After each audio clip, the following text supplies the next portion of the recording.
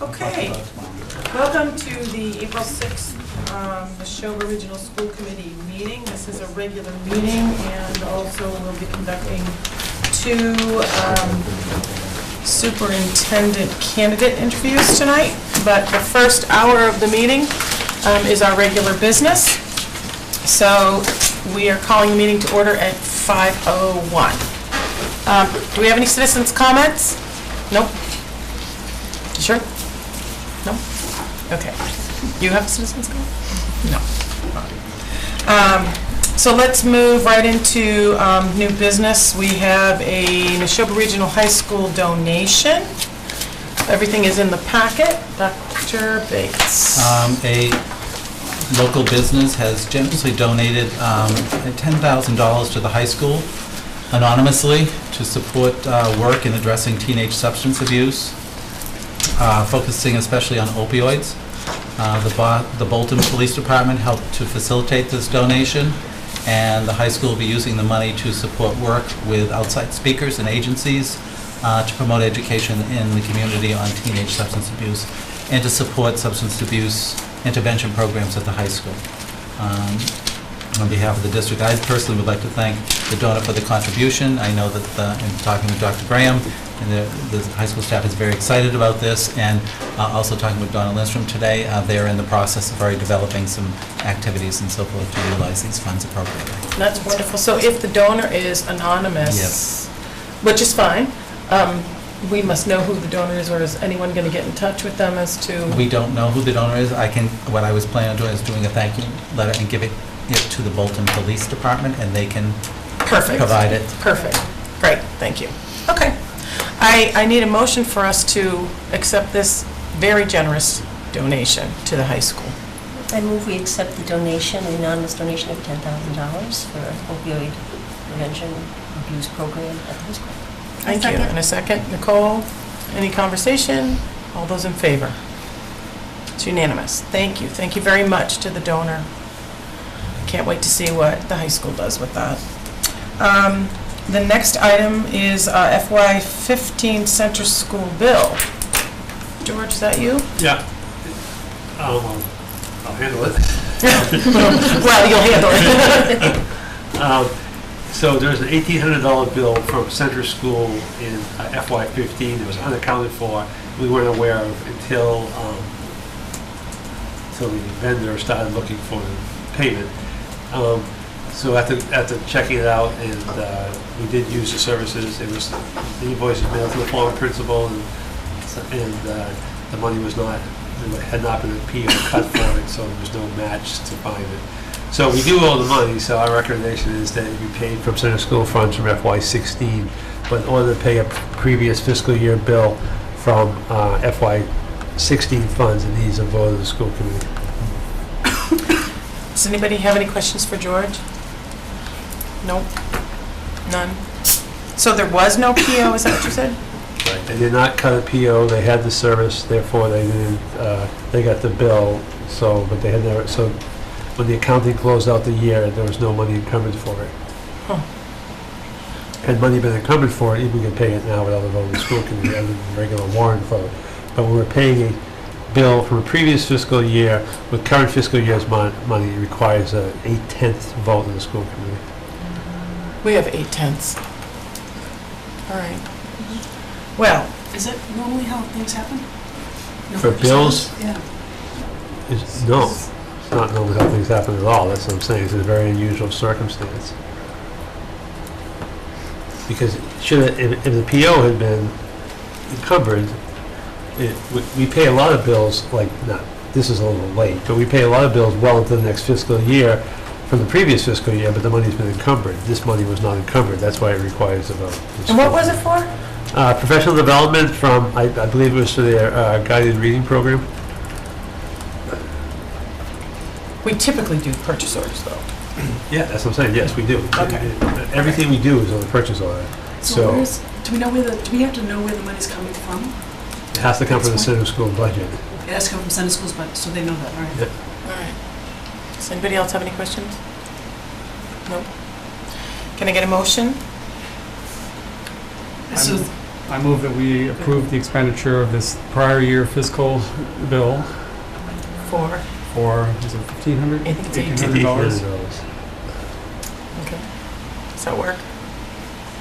Do we have a second? Well, do we say, That it has to come out of Yeah, FY16? and then it's coming out of Center's budget? FY16, correct. So they're gonna have to find the money within their budget. Yes. So do we clarify that, or is it, because it's not a district budget issue, No. right? Well, it would go back to the budget that it should have been paid out of. That's how we've always handled these things the few times we do it. Sometimes. But that's a good question. Does it go back to the center school FY16 budget, or does it come out of the general? No, the FY16's budget for center school. Do we need to revise the motion? Yeah, yeah. No. So, because we don't want them, no? No, Dorothy says no. Okay. All right. I So didn't hear the what, question, Alita, sorry. can you read it?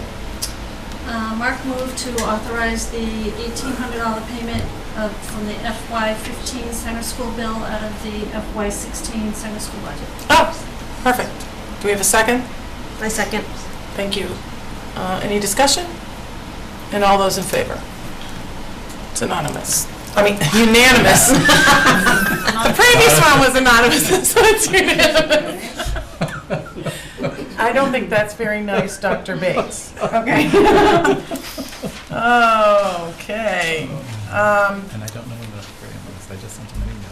That's all right, we can skip around. We have a couple things we can take care of.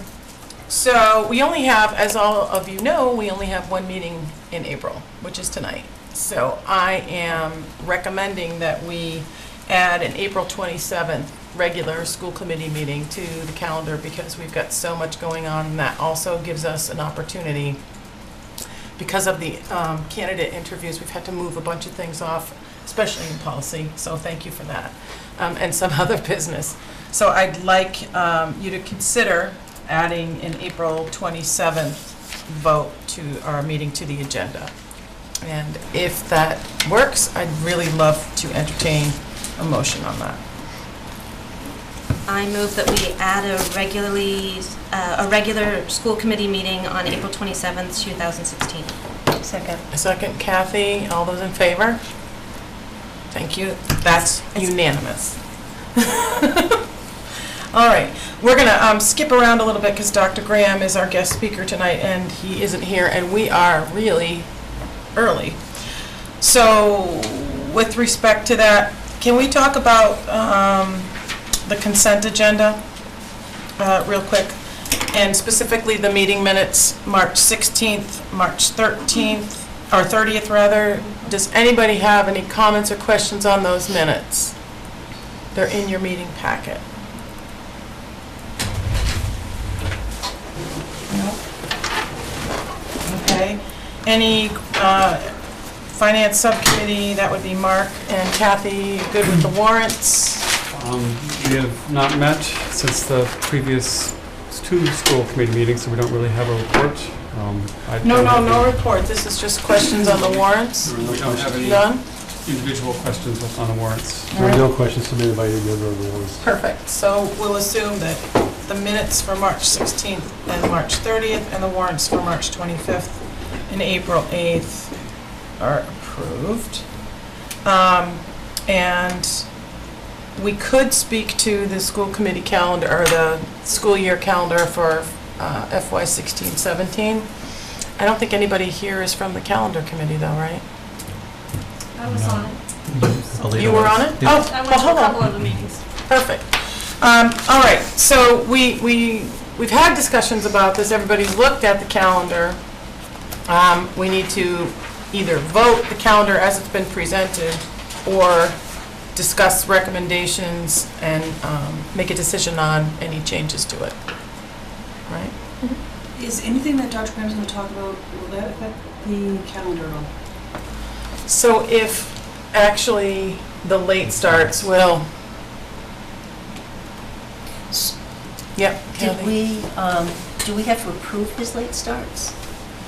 I think we do, If we because approve it this takes away calendar. from... It's on your calendar. Well, by So- approving the calendar, it approves the late starts. So the late starts Oh. that he has in his presentation tonight are in this this- calendar? Yep. He was part of the calendar committee, so he Okay. recommended all the late starts that are on here.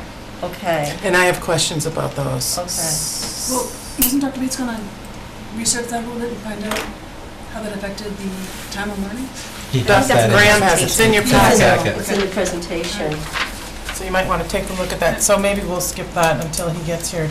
I mean, we are early, but do you know when he's, No, I just emailed him. I hope he's not thinking it starts at 6. I told him, he knew the interview. I Okay. told him the interview, so. okay. How about the Hale Middle School principal appointment? Sure. Thank you. I'm happy to announce that Mr. King will become the permanent full-time principal at Hale Middle School. Congratulations, Mr. King. Thank you. That's wonderful. And that's as a, September 1st. July 1st. Okay. Let's see. Anybody have anything for correspondence? I'm So- trying to fill the time here. what's George's title from now until July 1st? As it always It has is been. what it is. All right. Just checking. Any other questions on the appointment? No. Correspondence, other than what's in the packet? Nothing? Okay. Well, Dr. Bates, maybe you'd like to do a soft shoe for us or something? I don't, you want to discuss late starts and calendar? Yeah, you know what, that's fine. I mean, he's not here to answer questions, so if there's questions, we'll table them till he gets here. But what do you have? What do you think?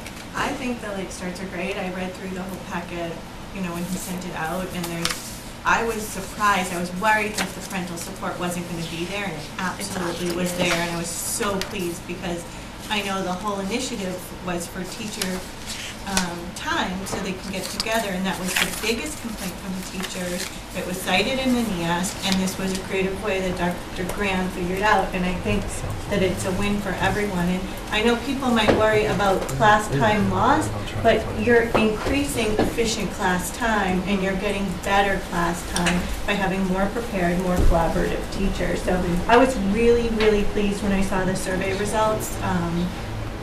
And it was unexpected. I didn't think it was going to be so overwhelmingly positive. I thought it would be overwhelmingly positive from the teachers, but I didn't expect the parents to be so on board with it, So to contrast that, I've heard from a few parents who are not happy with the number of late starts and the amount of time that's taken away from class time. And I guess the question I would have is in Dr. Graham's proposal, and Dr. Bates, I don't know if you know the answer to this. I will try. He's got 12 late starts for collaboration, 4 late starts for midterms, 3 late starts for finals. Does that mean he's recommending Is that 19? No, I think if you add, no. I don't believe so. I don't know, so. You can count them on the calendar. Might be easier to Yeah. count them on the actual calendar. So let's look at that, because I think, what did we have, 12 this year? 12. I was hoping he was going to reduce the number of late starts. I don't have a problem with him, but that means there's more than 1 late start per month. Well, the goal originally last year, his goal was to have 1 per month for the teachers. Like, that was the goal. Some had to get moved around because of other things. And it is good that one parent contacted you, but if you look at the results of the survey, it's overwhelmingly the parents are on board. No, I get it. I get it. Dr. Graham is on his way. Yeah, no, I saw it, but, I mean, I read the packet, but I still think that 12 seems like a lot, and I need to understand, is it 4 for midterms, 3 for finals, leaving 5 for collaboration? Or are they all collaboration? I don't know, I need that. And the early releases, is this 8 early releases district-wide? Do we know that? Early release, 1, 2, 3, 4, 5, 6. The March early releases don't include the high school because they don't have parent-teacher conferences. Okay, so well, there aren't any, it doesn't say early release. You currently have late starts for your midterms and finals, The March 9th and the March 17th. above and beyond? Did you always have those? Yes. So you already had those? We had those late starts for midterms and finals. So that was Right. already, you already had that, so I think he's just showing you Oh, this is of the 12 late starts? Yes. Oh. No, you already had, previously, before you even had that, you always had 7 late starts during midterms. Up until a couple of years ago, they were actually early dismissal, but for the last 4 or 5 years, they have been late starts for midterms and finals. So, all right, well, I mean, it's crazy to beat this up because he's got to come, I don't understand it. So the 8 early releases are Those are the PD half-days. the district-wide. Yes. So see, so I really need to hear what you guys think about this. So there's 8 half-days and 12 late starts at the high school. I think that's a lot. I think if we're meeting instructional hour time and the teachers need it for, like, I know I'm better every day if I have my daily scrum call and I'm set for my work, you know, I think if we want to listen to what the teachers need, I think, and if we're. But not all of the teachers, and I get it, the majority of them do, but I still think that the ones that don't have a concern, and we need to, am I the only one? Well, Tell me. Sorry. Well, looking at the staff responses about the value of the time for collaboration and how the time is used, if you look at strongly agree and disagree, and it doesn't, those are numbers. What's the total number of staff at the high school that would have responded to this? Teachers, is there 100? I think he had it in there, how many responded. No, total number. Total out of. So you've got 43, 44, 45, 45 people, which is, well, it'd be more than a third, right, that responded.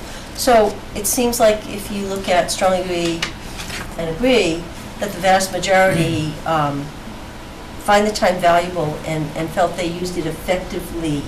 I don't know if they were asked about impact to instructional time. How has this impacted? Because is that, Lorraine, what you're saying, what you heard from people, was that their concern about impact to instructional time? Yes, I've heard it from 3 parents, and I heard it from 2 teachers. Okay. So the other piece of it would be then, if you look at what they're supposed to have for instructional time, that they're over the 990, and how that compares to time previously. Because, and this might not make any sense at all. No, it's making Kathy, sense. Yeah. that I think you work better when you have the time to collaborate. You're not as isolated in going through the day, and you know, I think it's valuable time. I think the teachers see it as valuable. It's always a struggle to find the time. And if this, and this is 1 year's worth of data. Yeah. So what is it going to look like next year? Yeah, I don't have a problem with the late starts. I mean, I think the reason for my comment is if we look at the calendar, there are very few weeks in the year that are full weeks. Oh, yeah. No, And that is a big concern. So at the high school, especially, I can't really see any weeks that are, well, there's 1 week in November, 1 week in February, and 1 week in April, and 1 week in May, and then 2 in June, where they're uninterrupted weeks.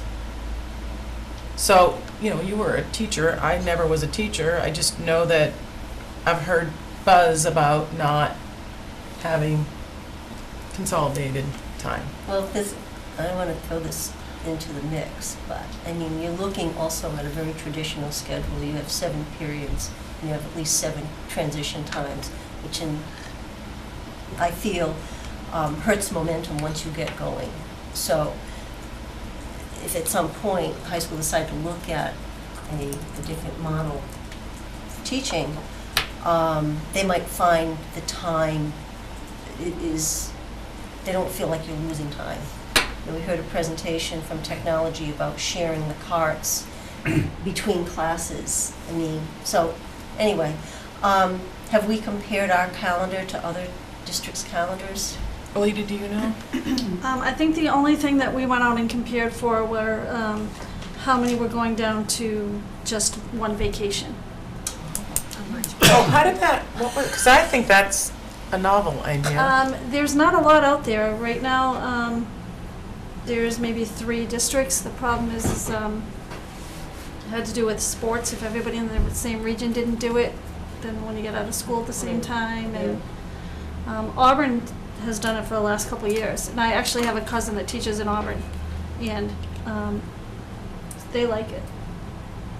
But we've asked the parents that on the survey for the last 3 years that we've done the survey, and the parents around here don't like it.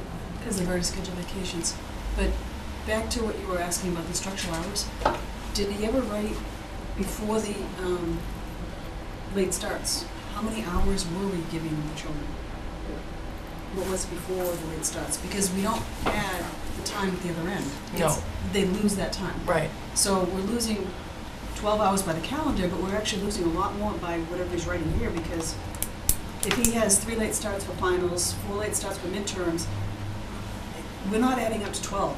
We're adding up to a much higher number. So I'm not really sure what he's looking at. But those were always But I there. think my understanding was the late starts for midterms and finals were always there, so They're that existing. that had, Yeah. right, Okay, so that so- had to have been built into your time and learning Yeah. before. Yeah. Okay, so we're actually looking at 19 late starts. Well, that's what we have to find out, So, because, but again, that's 19 hours that are unaccounted for. Right. So if we owe 990, and that's what we owe for, by state law, when we take these out and we're not putting them back in again, where were we before we started? Well, that's to piggyback on what you're saying.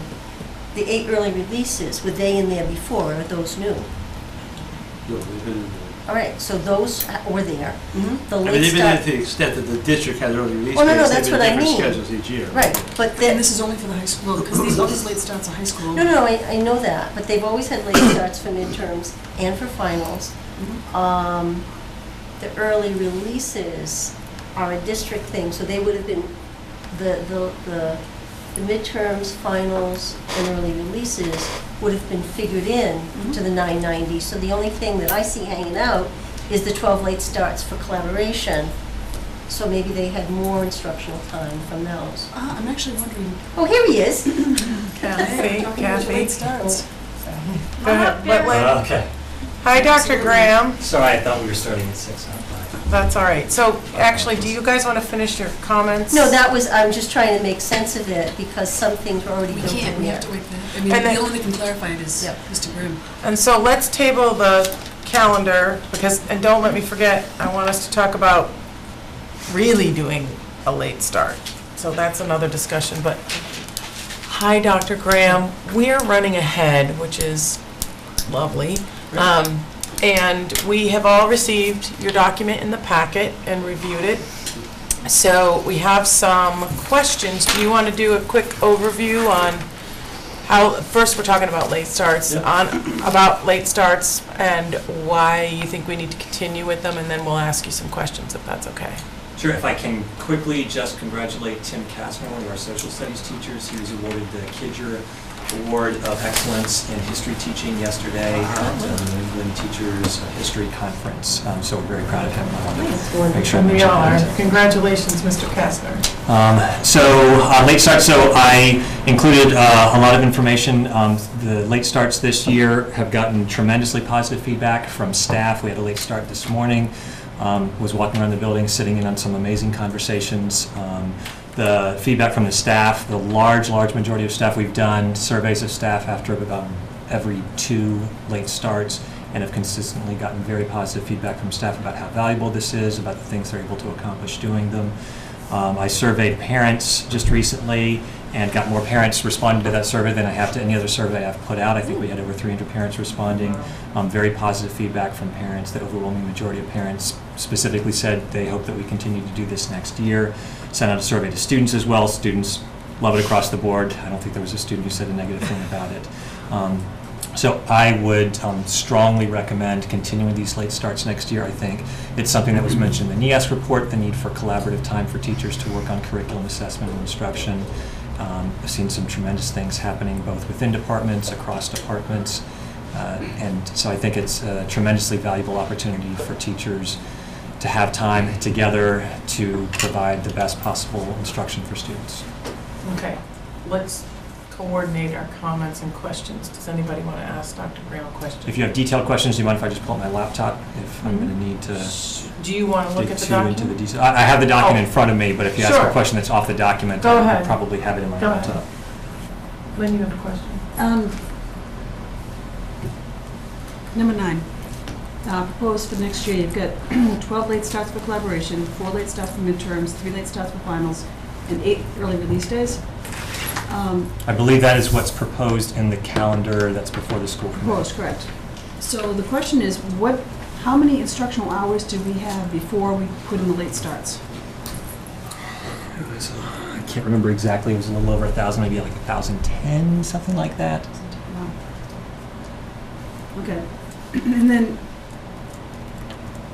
all right, so actually, if that's the case, then we actually have over 1,000 instructional hours throughout the district, from K to, well, we don't. So it would depend, I would imagine, on individual Elementary is- student schedules.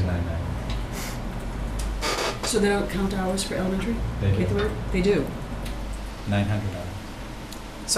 So the late starts equates to 16, I just put dollars on it, 16 hours.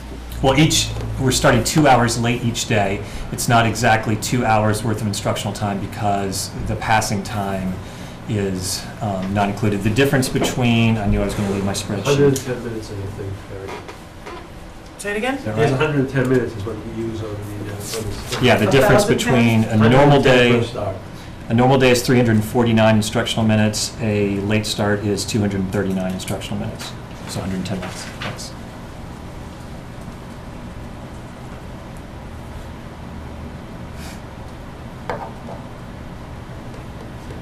And on your slide 9, okay. how many late starts are we talking about? Is it 12 plus 4 plus 3?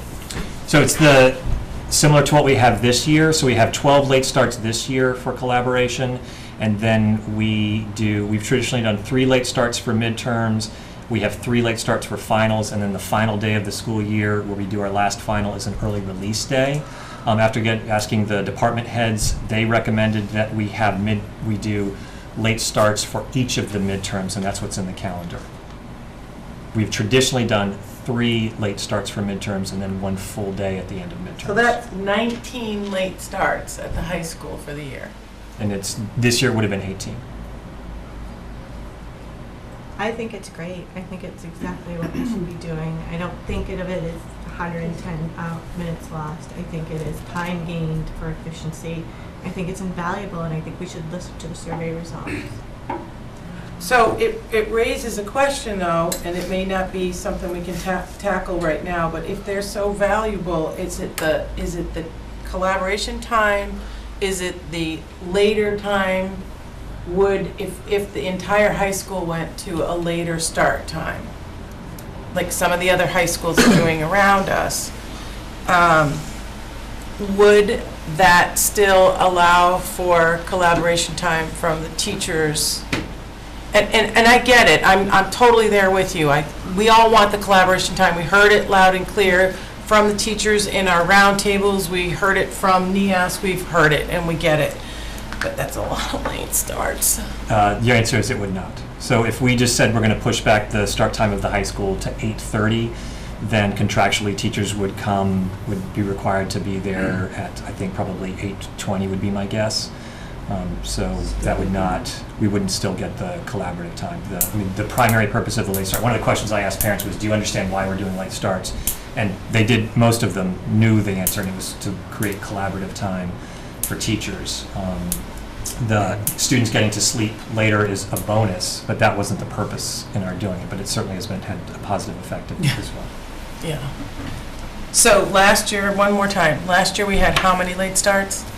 This year, so this school This year, I mean, yeah. This school year, we have the same thing as what I'm proposing, with the exception of this year we had 3 late starts for midterms, and then the final midterm day was a full day.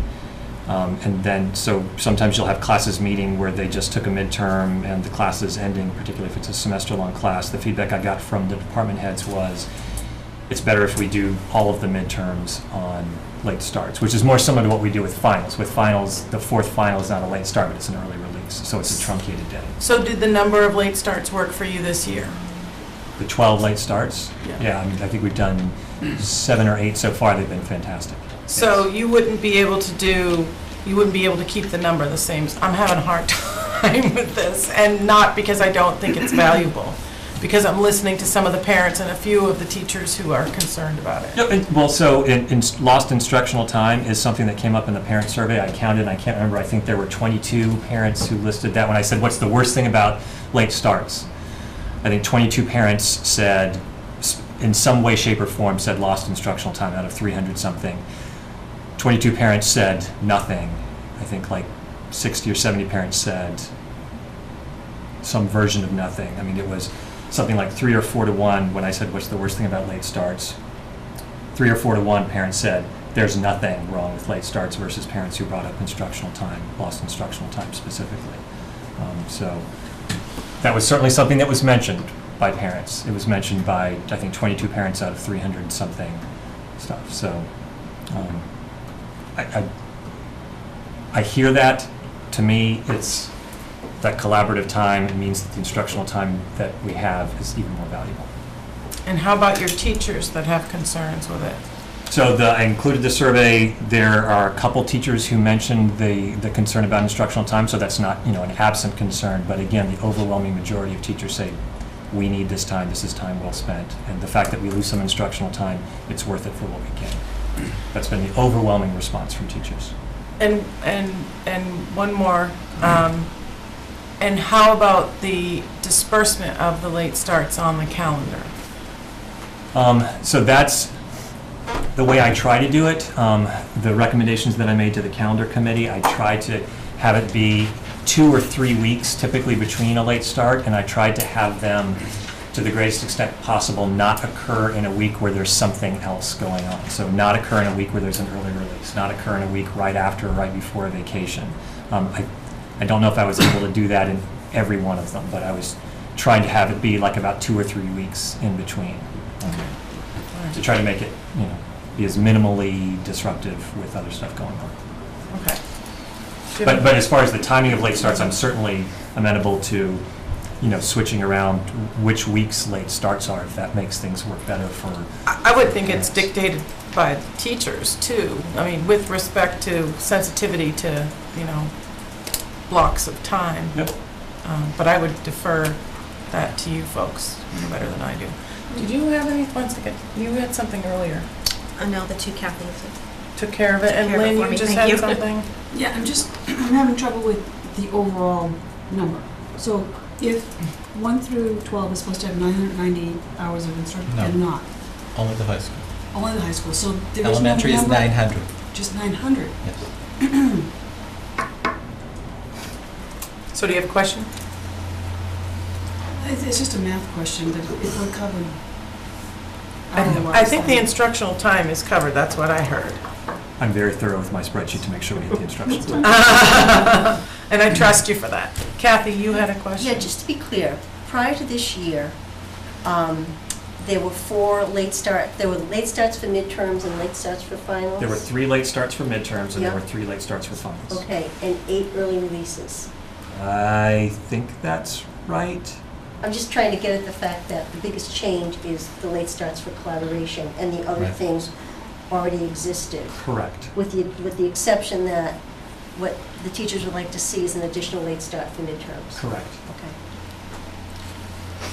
Anybody else? Mark? So just to helpfully have a clarifying question, your constraints are, 1, the amount of time your teachers can work through the contract, and the other constraint is the minimum number of instructional hours. And so those are the things that are limiting your ability to have a lot of late starts or not, because you need to comply with both ends of that spectrum, right? Yes. I mean, it would be wonderful to have even more collaborative time, but then that eats into more instructional time.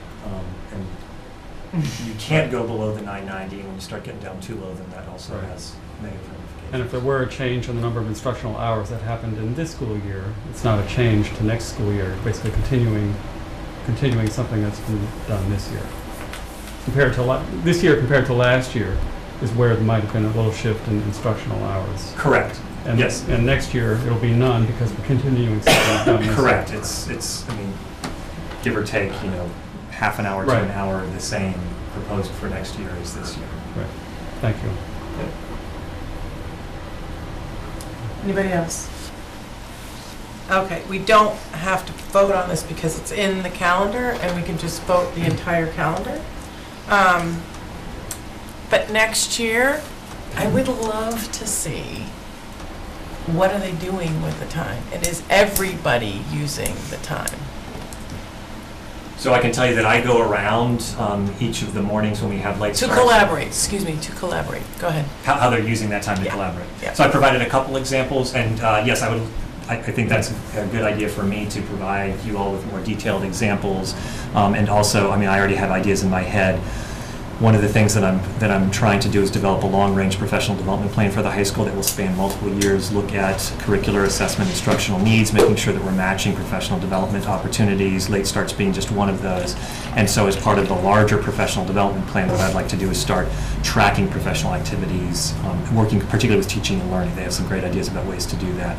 Tracking professional development activities across the school more effectively. And it's always balancing, providing some flexibility while at the same time having some consistent expectations. If I could just jump in, I had a teaching and learning meeting this afternoon, and Patty O'Connor, the ELA coordinator, had nothing but rave reviews of the meetings that she's been sitting in at the high school, and feels very valued by the people there, and that the discussions have been very rich, and so she feels very positive about that. So that takes away my fear, that there's actually real collaboration going on. Because we say the word, but that doesn't necessarily mean anything. So she's been a part of, we have a literacy group that's been meeting, and it's a combination of English and social studies and special education teachers. And she's been visiting that group as well.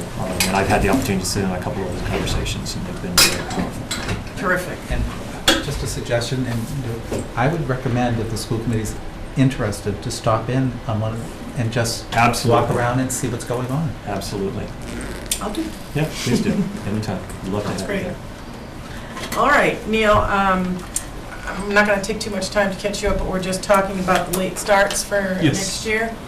And if you had a question, now would be the time. Otherwise, we're going to move into the low enrollment classes. I looked at the presentation that you had put together, which, thanks, I'm sorry it's not here today, but I think that answered pretty much every question. It seems to be overall statistically a hit. Yep. That's great. So you're good, no questions. All good. All right. So why don't we move into the low enrollment classes discussion? Thank you. Yep. So just to briefly summarize, I put some information in there around class size averages across the core academics. The electives classes, there's a real wide range. I could get you more specific information, but you'll have a band class, a concert band class, which will have 50 to 60 kids, compared to say a small ceramics class. So you get a big range with the electives, so it's hard to just give an average and have that really give much of a picture, but I'd be happy to provide more detailed information if that would be helpful around class size averages outside of our cores. We do have a relatively small number of classes in the building that have fewer than 10 students. As I said, we've got 450-something sections overall in the high school. 23 of those, which is about 5%, have fewer than 10 students. The large majority of those are semester-long electives classes, so we're not talking about 4 year-long classes that have few students, with a couple exceptions. Things like Latin, AP Physics, C had fewer than 10 students. So the large majority of those are electives, semester-long electives classes. About half of those are classes that when we built the master schedule and had it ready to go at the end of last school year, those classes were double-digit classes, so they had higher enrollment. But then as kids make adjustments to their schedule, if a kid switches from this math class to that math class, inevitably the thing that gets changed is an elective. And so we had some numbers then drop. So about half of those classes were originally scheduled with double-digit numbers, but then by this point have had students drop out of them, and I gave an example of that, like Ceramics 2, we had 70 requests for Ceramics 2, so we planned 4 sections. And then 2 of those sections, I believe, have dropped fewer than 10. In other situations, a newer program or a class, I might be willing to allow enrollment to be small for the first year or second year of something we're trying to build, like molecular gastronomy, where we don't have a whole lot of kids, but wanted to see if that's a class that would take off. If it doesn't take off, then we're not going to maintain those sizes. And in some cases, we have a couple specialized courses or in some cases, we have a couple specialized courses or specialized cases. AP Latin, for example, I think our enrollment in AP Latin is 5. So, you don't run that, then you don't have the AP Latin program for students. We had, there was something I think where we had a 5-credit class that went to 4 credit in CP chemistry, and that messed with the numbers a little bit. So there are sometimes where there's kind of an unusual situation. But in looking at next year to try to make sure that we are limiting smaller classes, because I understand the concern around that, one of the things we're going to do is be more conservative in our section numbers for the bills. So when we build the master schedule, I might see, okay, there are 13 kids in this class. If it's a semester-long electives class, I'm going to recognize, I'm going to require a higher number than I might normally require, with the understanding that that number could then dip down. We've introduced a number of new courses over the last couple of years. Going into next year, we really don't have many new courses. So the new courses that are popular have had their opportunity to draw students. If they haven't drawn students at this point, then we're not going to run those classes next year. Like what? Molecular gastronomy is an example. So we have fewer than 10 kids. I think we have 7 or 8 kids in the class this year. I've encouraged, it's a cool class. I actually, this morning, those 2 teachers were collaborating during the late start PLT on a unit that they're getting ready to run. I would love to see that class continue to run, but I've got 2 teachers assigned to that for a semester-long class. I can't justify that from a personnel count standpoint if we continue to have small classes. And how many years has it run? This is the 2nd year. Try changing the name. So that's actually one of the things that they mentioned is maybe they should look at changing that. It's tough too because you're primarily targeting juniors and seniors. It's a semester-long class. Does it target I don't know how to say this. Does it target a student that doesn't necessarily like taking a science? They have they're actually talking me through the range of students. They have a really wide range of students. So they have some really high achieving kids. They have some kids who might struggle more and are excited about science. So I think at this point they're trying to target kids who are interested in taking the class, any kid who's interested in taking the class, but they're not trying to target a specific, achievement level of student. Our theater arts classes, this is the 2nd year that we've had a full theater arts program. Our numbers there have not been very strong, so this is, kind of a make or break year that I want to maintain a theater arts program, but we've got to make sure that we're getting those class sizes up there. So that's going to be, our enrollment numbers for next year are going to be important there. And then I threw in kind of the last little point that I would prefer not to make a promise that we will never run a class that has fewer than 10 students, because you get into the AP Latin or the AP Physics situations where, I tell you what, for those 5 or 6 kids who are in AP Latin or those 9 or 10 kids who are in AP Physics C, that's a really important class that matters a lot to them. But I certainly understand concerns about wanting to be responsible with the number of personnel that we're paying, and making sure that with class sizes potentially being higher in other areas, making sure that I'm being responsible about that. All right. Thank you. Kathy? Yep. I think it's important to maintain the core academic classes, especially the APs and even a CP Latin, because typically college prep students wouldn't go into Latin. So I think those are it's good to maintain that. Where I have a concern, it's a dual concern, is on a couple of the electives, because you have some really low enrollment in the theater arts. This is the 2nd year, and I believe you actually added a .2 to that. Last year we did. Last year was .6 originally, and then .2. Yep. And I've heard that the .2 was added there, and perhaps it could have been added to math because of the number of classes that had over 30 in it. So the other thing about theater and the CrossFit, on the space committee, there seems to be a lot of competition in terms of scheduling for the auditorium and the gym, and I don't see how that makes sense if the overall, typically teachers who teach the electives have huge class loads in the hundreds.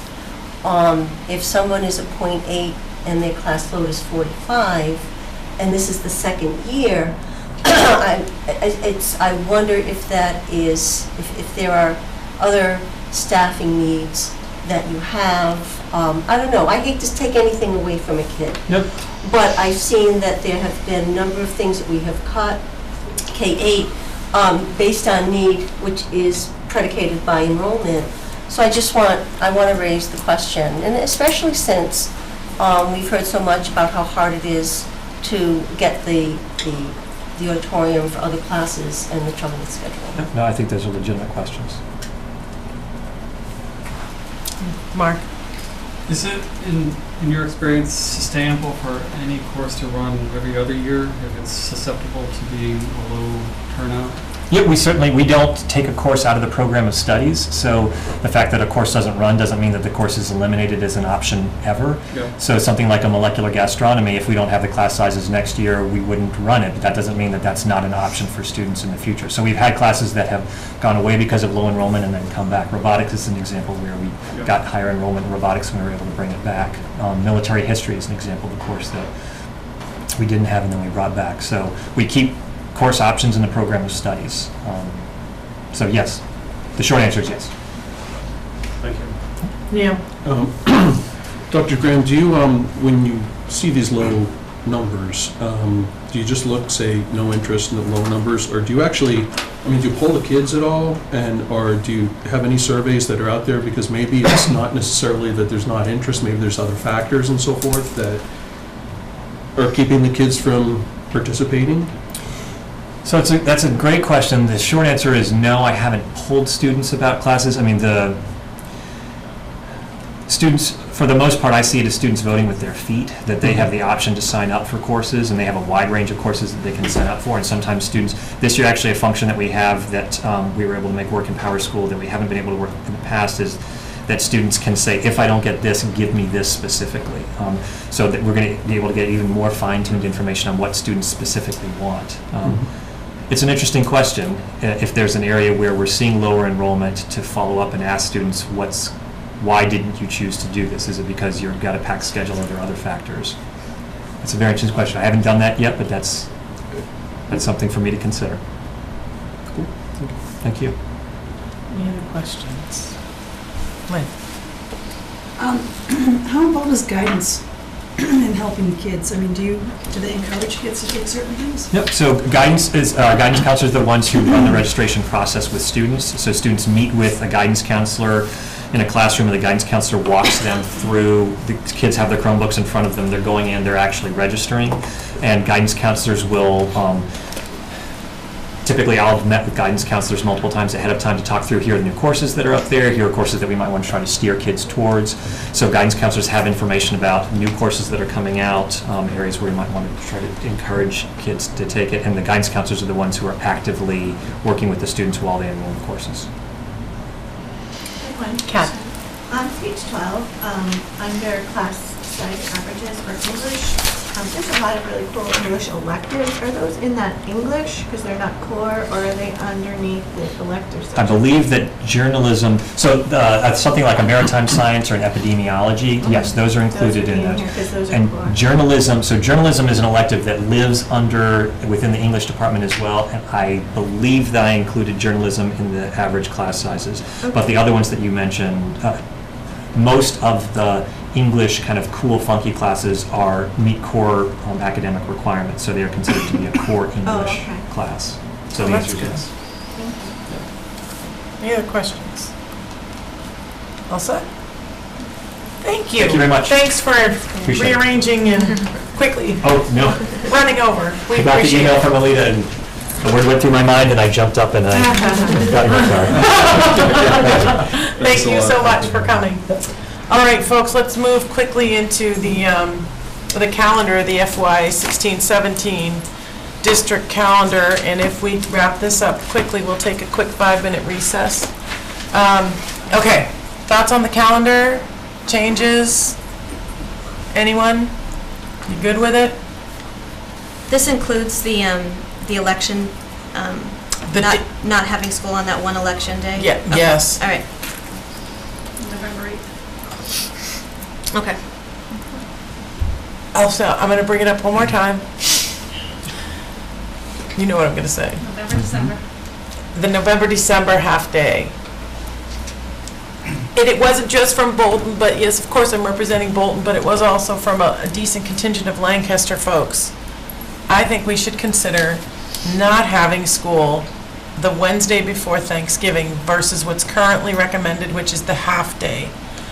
I think if this year, we did not have school the Wednesday before Thanksgiving, and I heard parents loved it.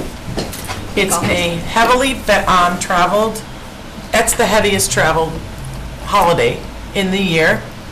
And because the Christmas holiday falls on a Sunday this year, that would mean that the 23rd would be, Alita, a full day or a half day? A half day. So there's a buffer there. So I would really like us to consider taking the Wednesday before Thanksgiving as a full day off versus a half day off. Thoughts, Kathy? I love every day off, but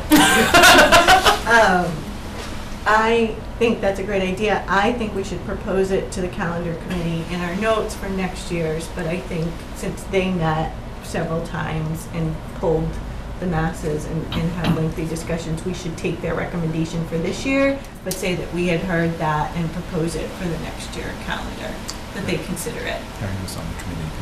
Yeah, Terry was on calendar. Did you, Dr. Graham, do you have any input on that? I honestly, I'm sorry, I can't remember exactly. What do you think about it, as the principal of the high school? Remind me what it is again?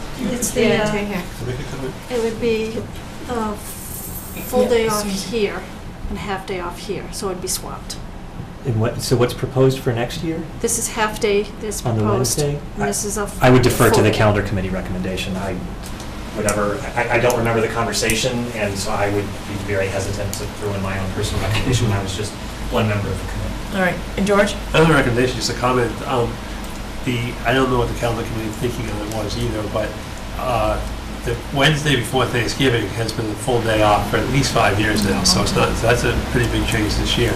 And one of the reasons to do it, frankly, was because it counts as one of the 180 days of school. We were talking about time of learning earlier and that type of thing. So that actually adds one more day to your time. So that brings that 994 down in a couple hours. Because it's not If we accounted for. don't have the half day. If we do have the half day. If we do have the half Right. day. Instead of having. And it's not accounted for, I don't think, in your, I don't remember if I did. Julie accounted for the 8 half days, which is the last day and the 6 early release. I And don't think it was accounted in the early. So I mean, I never thought of that until I started saying it. But the reason I say it is because that's why we did it originally 5 years ago, to get a full day of school someplace else during the school year as opposed to the day before Thanksgiving, which frankly is a difficult day to Do anything. keep people attended. So that's why we did. I don't have a comment as much on December 23rd, other than to say, traditionally, we went to school a full day on December 23rd when it's a regularly scheduled school day. I mean, I think it's here nor there. I mean, it just adds a day at the end of the year. But I do think there's some value in not going to school, both for convenience for families on the day before Thanksgiving, but also for educational purposes. Because I mean, as I say, just thinking about it as we speak, that does take 3 more hours from your schedule. So we're going to be really tight even there with it. So am I the only holdout on this? Oh, you guys, fine. Would someone, does somebody want to make a motion on the calendar? I move that we accept the 16-17 calendar as recommended by the calendar committee. Do I have a second? Second. Mark, any more? I'd just like to say, one last time, please, calendar committee, please consider listening to the parents who really want that Wednesday off before Thanksgiving. If you could send that message, that would be fabulous, because I think to Kathy's point, you went out and did the work, I almost said censored, you surveyed parents and you found out what they wanted, but now we're hearing something else, so I get it. Can I actually ask Yep. just one question on this? So if I look at the survey that's included with this, that question is not actually on the survey. So I'm just wondering how they reached that conclusion, or where the information's on there, because it says, do you favor a full week off on Thanksgiving? But that's the only question about Thanksgiving that's actually in there for the Huh. survey. That's a really good point, Neil. So I'm just wondering where that, if that was something that started in the committee itself, or if it organically came up to the committee through other recommendations. So we never directly asked them about that. Yeah, Maybe we could add that as a question next year, because we do that survey. Yeah. yeah. Well, I'm just wondering, they're making such a change, I'm just wondering, like, if there was a survey question that we're not seeing there, or what the basis of the change was. Do we have a deadline to the vote on the calendar? Parents are getting awful anxious right now. Yeah, we Getting need a to lot of tell them. calls. Phone calls. We need to tell them. I received 2 emails from people wondering what the calendar was, and I said it was unapproved, but here it is. I get a lot of people trying to make plans. And tell me again why you guys don't want to take that Wednesday off before Thanksgiving? To me, they're both dead days, it doesn't matter.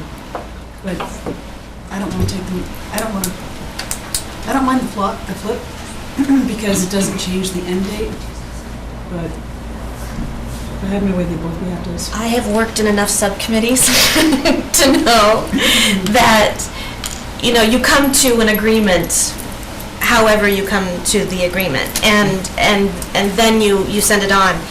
And there's a reason.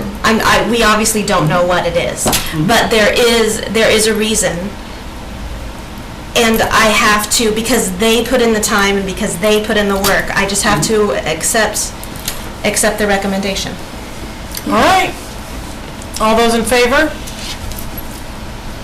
I do believe that we have a unanimous vote. Please ask them to ask that specific question next year. Okay, thank you. All right. I think we are ready. My clock says 5:58, is that correct? Yes, Yes. the clock's My clock is a little off. All right, so that's a little off, so we won't be taking a break. We do have a couple of dead minutes, though. Well, first I have questionnaires, Dorothy's questionnaires. for Oh, everybody. yeah, we'll send out, Nicole will pass those out. You can give us to Neil. Thank you. Sure, that would be great. I've got time to break. Mark and Kathy. You each get 2. Kathy, do you have one of these? No, you get 2, Neil. Yeah, right. No, 6 sets. One? I'll take 2 more for next time. Can we get one more? Everyone should have 2. Actually, Kathy, do you have 2? I do. Success? You have 2. Yes. That's 2 candidates. SIX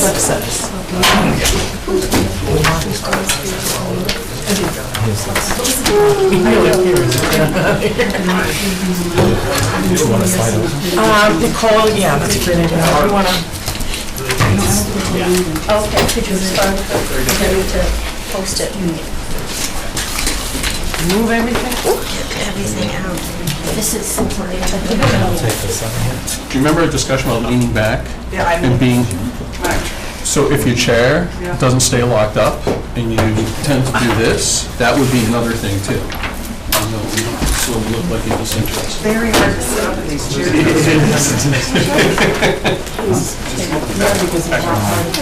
Although, Dr. Bates, if we have process questions that need clarification from the candidates, you'll be able to jump in and answer those, right? I'll jump right in. Thank you, Dr. Bates.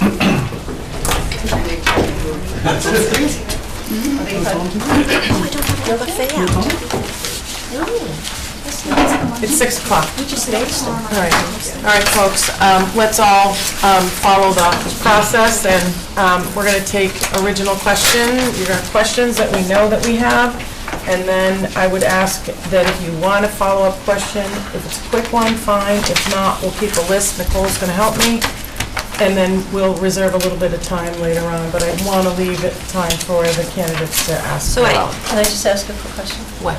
Yes. So if you do have a follow-up question, if you Sorry. could address the chair first before you ask the question, since she's following the time. working hard to find. So on some of these, it says follow-up. We don't ask those until we check with you.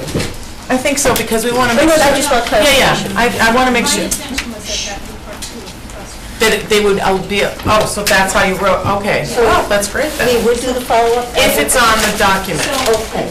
I think what, sorry to jump in. No. I think what, if a question occurs to you, to dig a little deeper. Oh, I see. That's where, please ask. Sure. Lorraine.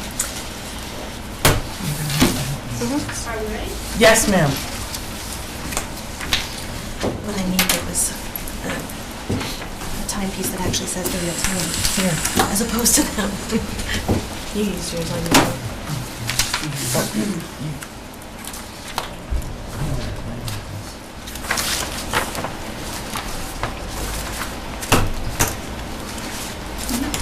So just make sure, because we're just writing everything.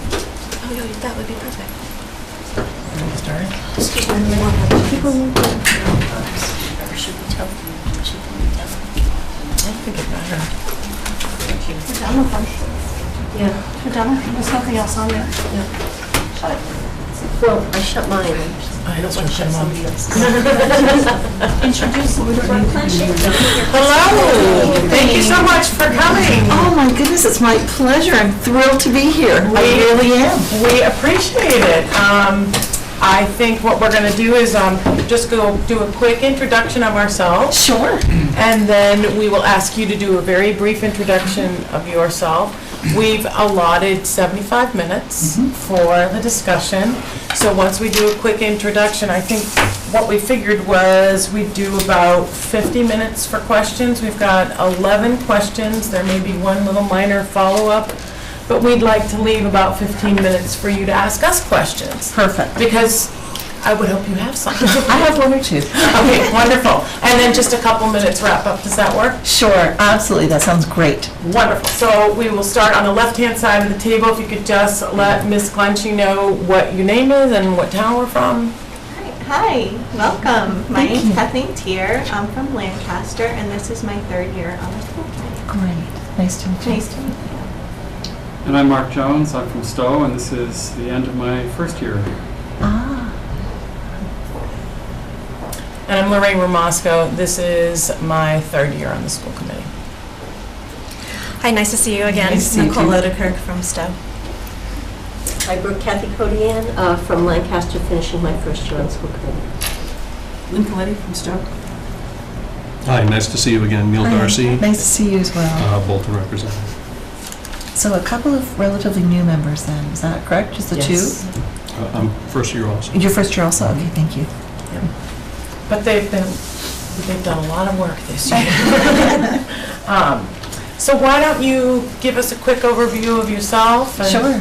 Thank you. Absolutely, happy to do that. So I actually came up through the traditional ranks. As I had said the other night, I served as a teacher, as an acting principal to principal, a director of curriculum and instruction, acting superintendent, and then about 13 years as a superintendent of schools in a couple of different districts. And it was when I was in Ashland that I got a phone call from the department.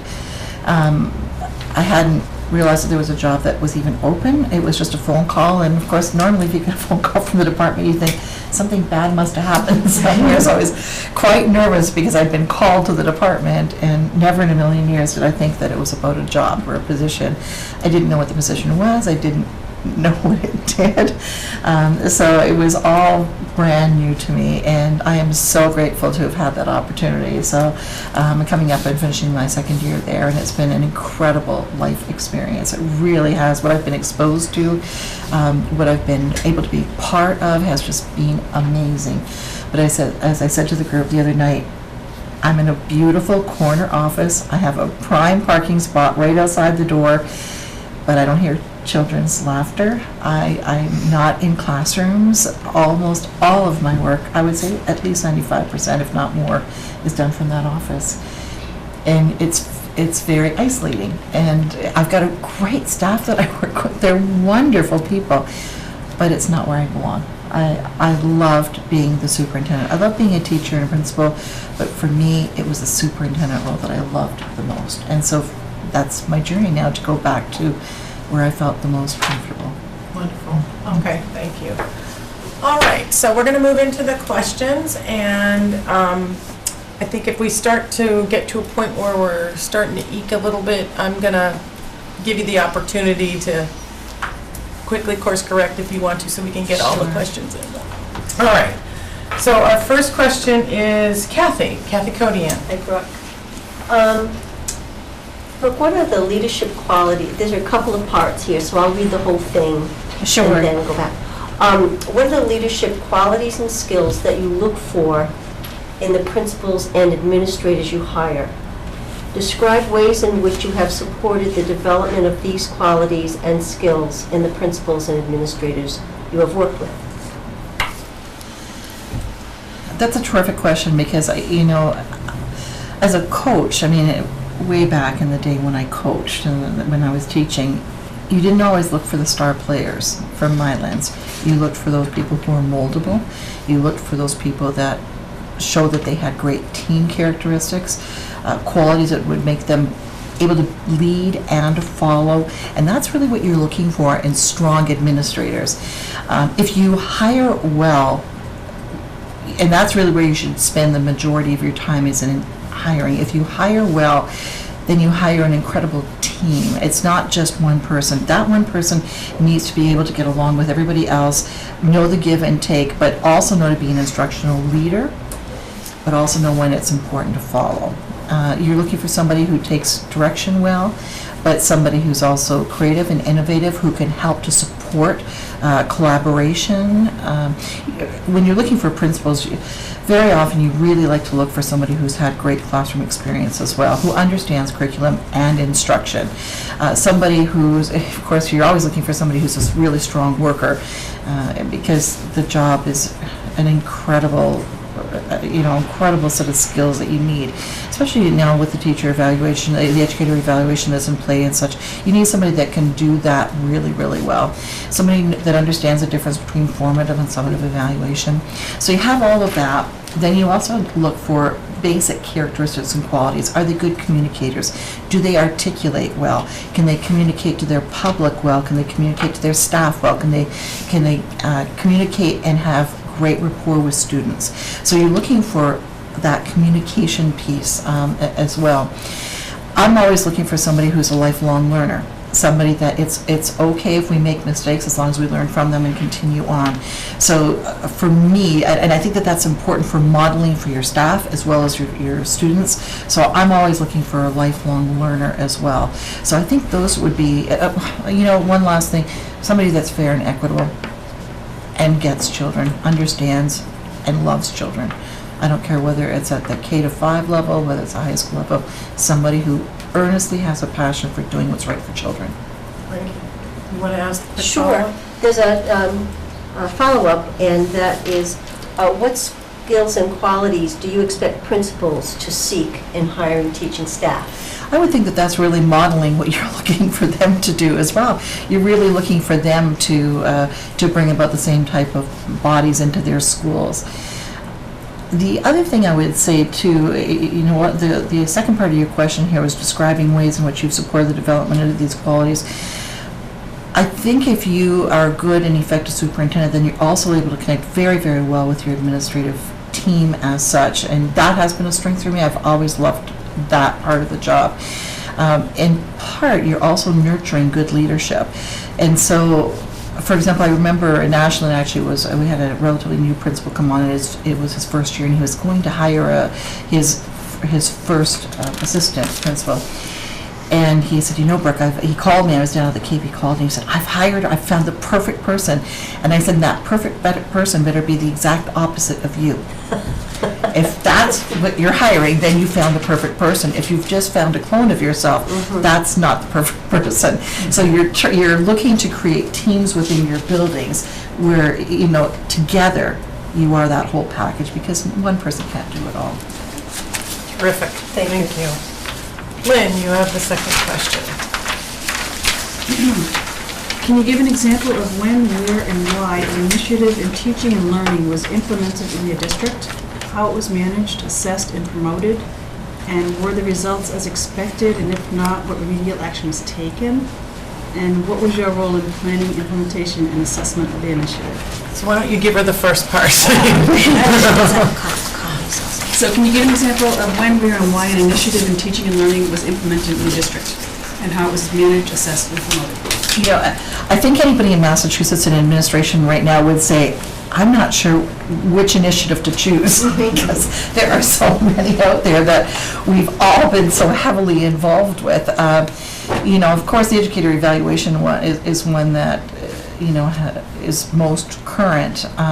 One that I think may relate more to Neshoba, though, is curriculum mapping and the use of Atlas, and you know, because I think that you're just on the cusp of doing that kind of work and aligning your curriculums across the district and looking for your vertical alignment. So I think that would be one of the areas I could tell you that, in all honesty, both in Winchendon and in Ashland when I served as superintendent, those were areas that we really focused on.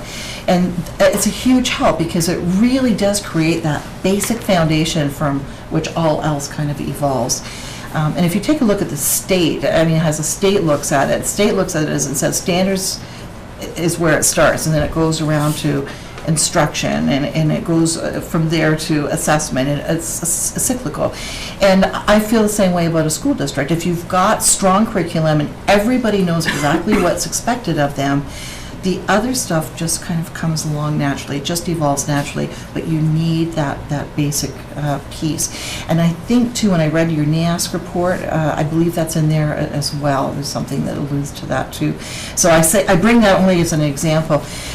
Would I say that I did this all by myself, though? My gosh, no. Again, in a school district as a superintendent, you can never do everything all by yourself. You have to rely on the team that's around you. In both cases, for example, I had great support networks. So, for example, a strong curriculum director, you've got a very strong curriculum director, and Patty O'Connor, right, is your new one. She's amazing, and she's a great person to be doing this kind of work, and very seasoned and experienced in it. So I think that'll be a real asset to help support the work for you. So you work in tandem with your curriculum director, with your lead instructional supports, whatever those look like, whether they're coaches, whether they're department heads, what have you, and your principals. Again, you don't expect your principals to know everything about curriculum because that's not always their area, but you do expect them to have a solid understanding of that overarching view. And so I think all things come together, and then you map out a nice plan of how this can be rolled out, map out time, map out resources, all of those things come into play, and then you put it into motion. The other thing I would say, too, in Winchendon, we did a lot of this kind of work. I was really blessed in Winchendon to have a great, and I'd mentioned that the other night, too, a great president of the teachers union. Very helpful. I mean, when you have your teachers union buy into the work and they can see clearly where you're going, why it's needed, that also is incredibly resourceful for you. Lynn, thank you. Do you think that your follow-ups were, the additional questions in that question were answered, or do you want to ask them kind of quickly? Because I don't want to. Well, so have we got time? You've got a couple. Well, I was just wondering. Take a minute. Initiatives that you had in teaching and learning that you had initiated or implemented, were the results as you expected? I mean, did you implement we monitored our results. Yes, that's a great question, actually. That was a great follow-up question because I didn't bring that piece in. You always monitor the work that you're doing in some form or another. Now, I want to be really cautious. I'm not talking about additional testing, so that's not what I'm talking about. But there are other ways that you can assess formatively, and you should always be looking at that kind of thing to make sure that the work that you've done is being impactful. If it's not, then don't be doing it. And take a step back, reorganize, reevaluate, and move it in a different direction. And again, I'm just talking about Winchendon and Ashland because those are the most current experiences. We did that a lot, and that was incredibly helpful. And then we would take it back to our teachers, and our principals would meet individually with our teachers about whatever that assessment was, and it was very, very helpful. So if we needed to readdress our course of action, then we did so. Terrific. All set? Thank you. Kathy, to your next question. How do you determine the success of your district? And what key performance indicators do you use to help identify your weaknesses and monitor your progress? I think they were the obvious. You know, when you take a look at Neshoba's data, for example, you know, whether it's your student growth model charts, for example, or your MCAS scores, or your leveling, you know, the fact that you've got, all your schools are level 1 with the exception of 1, you know. And so you take a look at all of that, and that gives you, that sends a message. But personally, I just always feel that there's so much more that marks a successful district. That's probably what the state would say would mark a successful district. I look at it a little bit differently. I see that that's a component. I'm not looking for winning teams, but I am looking for students to be actively involved. I'm looking for a district that's got values for fine arts, for example, or something beyond. Like when I took a look at, you've got district enhancement programs. That's fabulous. That to me is a mark of a successful district. So I might see things a little through a different lens than somebody else might.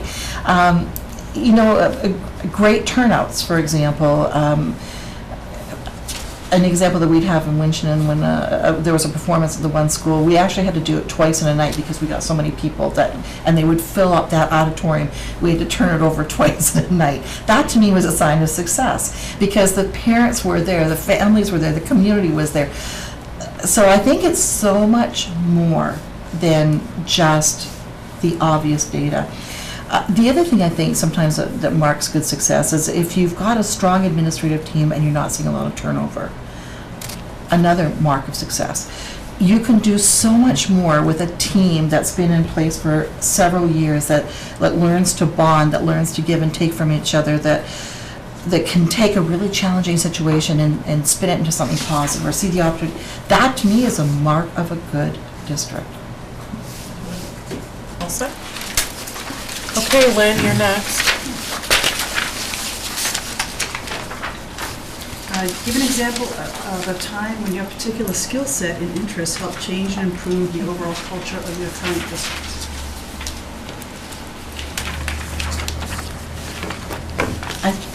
I think I gave this example the other night, but I'll give it, and I apologize to those of you who were here the other night.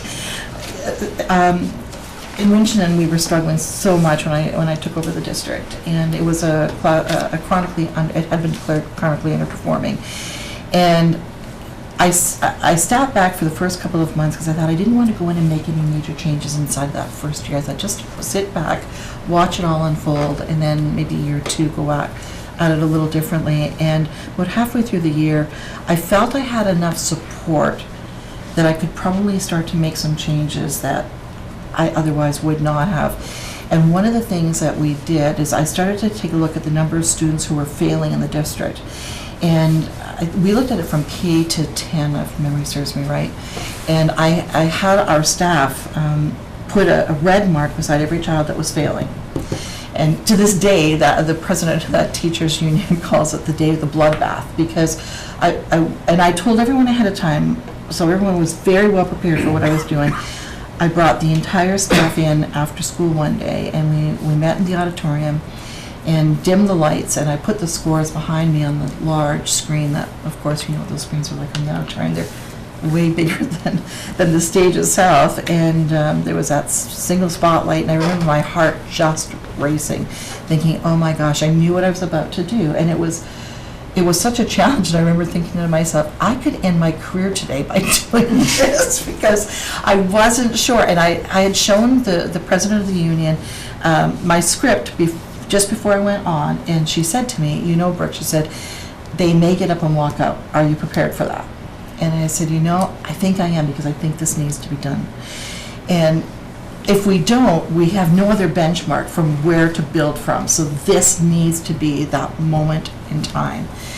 And one of my school committee members sat right beside me in front row. I remember she's since passed. She was a wonderful woman. And I said to her, I remember turning to her and saying, Kathy, my heart is just pounding so much. She said, no, you're going to do a great job. You're going to get up there. What was fascinating is that there was dead silence. There was no booing, there's none of that. It was just gasps, because it was such a clear visual. And I remember saying at the end of that, I will not own these scores in a year from now, and you will not own these scores in a year from now. The next beginning of the next year, when I presented the very first day, that was the first time I ever received a standing ovation in Winchendon. So in spite of everything that had happened and the journey that we'd been on, and it was interesting because I'd asked my husband and my son if they'd like to, one of my sons happened to be up, said, do you want to attend this? I'm not sure how it's going to go. And they said, yes. What a moment in a career when you have that happen, and my family just happened to be there. It was totally unexpected. But that changed that district, that moment in time. So what lights you up and makes you proud of your vocation? I guess moments like that, moments like when you know you've really stepped out of your comfort zone, you've taken a major risk, but I had the support. I knew I had the support, and you do something that changes something very dramatically. Those are the moments when I'm really proud of what I do. Great, thank you. Mark, you're up. Our district has an annual budget of $54 million, and like all districts, we have the pressures of balancing our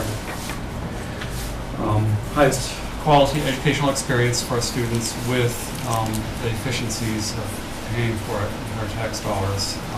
Please tell us our experiences you have of creating and managing budgets, and the collaboration, and in detail what budget transparency means for you. Sure. Again, I'll speak a little bit about, again, with all due respect to the fact that I said the same kind of thing the other night, but it's a similar kind of question. Winchendon was how we never should do things, and Ashland was how we should always do things. The budget process itself in Winchendon, we basically just got a number from the town manager and said, this is your number, this is what you're going to back into. And there was no give or take. It didn't matter whether we met with a FinCom or who we met with, that number never changed, so it was just that number. Because it was that type of approach, during my time there, the chairman of my school committee had decided that we were only going to ever give them a single sheet and say, well, if that's the number that you're giving us, then that's the budget. And of course, that wasn't the case at all. Our budget was really a very, very thick budget. I mean, we worked diligently from November right through, as a administrative team with our business manager. We brought in our school committee members. I mean, we did a really thorough job of our budget process. I'm proud of the budget process that we took, but when it came down to that last little bit, so inevitably, the FinCom never supported our budget moving forward, even though it was the number that the town gave us and there was no differential. And it was always animosity that just really didn't need to be there, for my lens. And we always ended up giving them all the information after anyway. And so I remember saying, too, why aren't we just giving it to them all up front right now and not going through this other song and dance? To me, it just seemed needless. Ashland, I was incredibly comfortable with Ashland because we would meet quite frequently throughout the course of the year. School committee members and the FinCom, and and actually sometimes the FinCom members, if they had questions throughout the course of the year, would come in and meet with us on a one-on-one, either the assistant superintendent, who's our business manager, or myself. So we worked at a nice rapport. We met regularly with our town manager and his staff. So there was a nice continuum. We had great support from the community, and so moving forward in Ashland was just so much easier, and everything was always so much more transparent, and there wasn't the song and dance, so to speak, that we had in Winchendon. I tease, of course, that chair now because he's chair of the Board of Selectmen there, and I tease him now to see, is that the way you still want it now? Just getting the one sheet, likely not, He's a wonderful man. I really enjoyed working with him for almost 5 years. So I would say the process itself needs to be thorough, it needs to be transparent, everybody needs to know where their tax dollars are going. I had a mentor who once said to me, you can make a lot of mistakes, but never make a mistake with money. And I thought that was sage advice. So I'm very conservative. I would suggest that too. In Ashland, I think that they felt perhaps I might have been too conservative at times. I think that they came forward with some different ideas that they'd like to put forward that maybe I might have been a little more reticent to, but they knew what they could get. They knew where they could take things in a way that I didn't. And so I left it to them, and they did a great job. So those were years when it was restored. We were trying to restore positions that we lost in that 2008-9 period. And so they were able very successfully to bring things back. But there was a beautiful tie-in in Ashland between the community and the school committee and the municipality. There was just a really nice community spirit there. And I think that was really, really helpful. I don't know if I answered all things here. The only other thing I would say, and this is totally separate from the budget process itself, there always has to, and this goes really back to the high-quality educational experience, there always has to be a reality check in play between what you can afford and what you honestly can't afford. And I think that always has to be in play, just a realistic approach to your process and what you can afford to do. Thank you. That's it. Okay, Neil.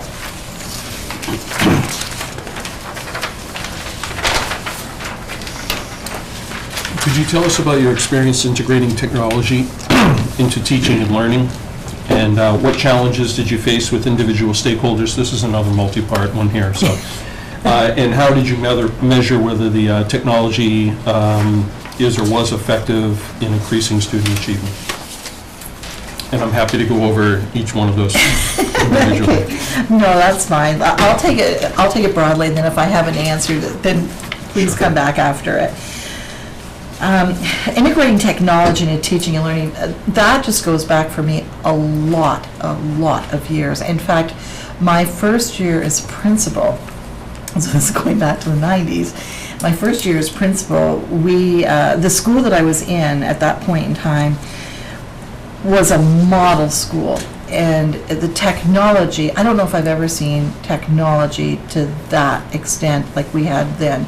Now, again, this is back in the 90s, so we're talking probably 20 years ago, right? And we had Elmos then that our kids were using with synchronistic learning, where everybody would come online at the exact same time. Nothing like we're doing now, but at that point in time, it was really raw. I mean, we were just getting into this kind of thing.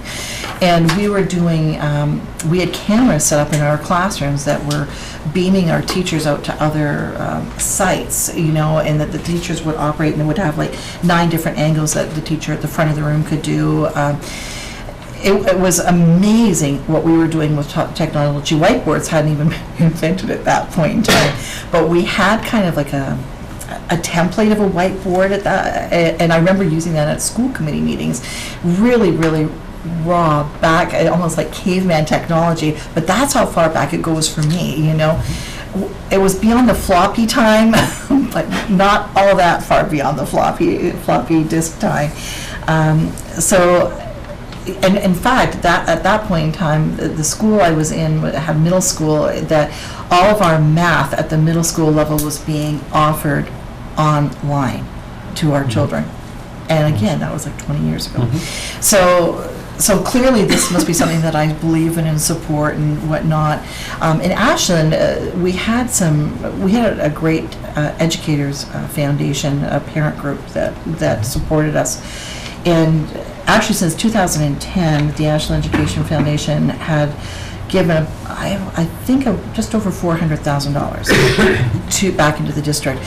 And what was really interesting about their approach was they wanted to support grants to teachers for innovation.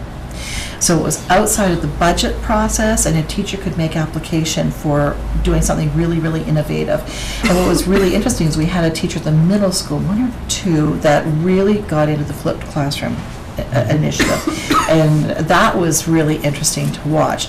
Now, the downside of that is if that teacher leaves, that program kind of dies out.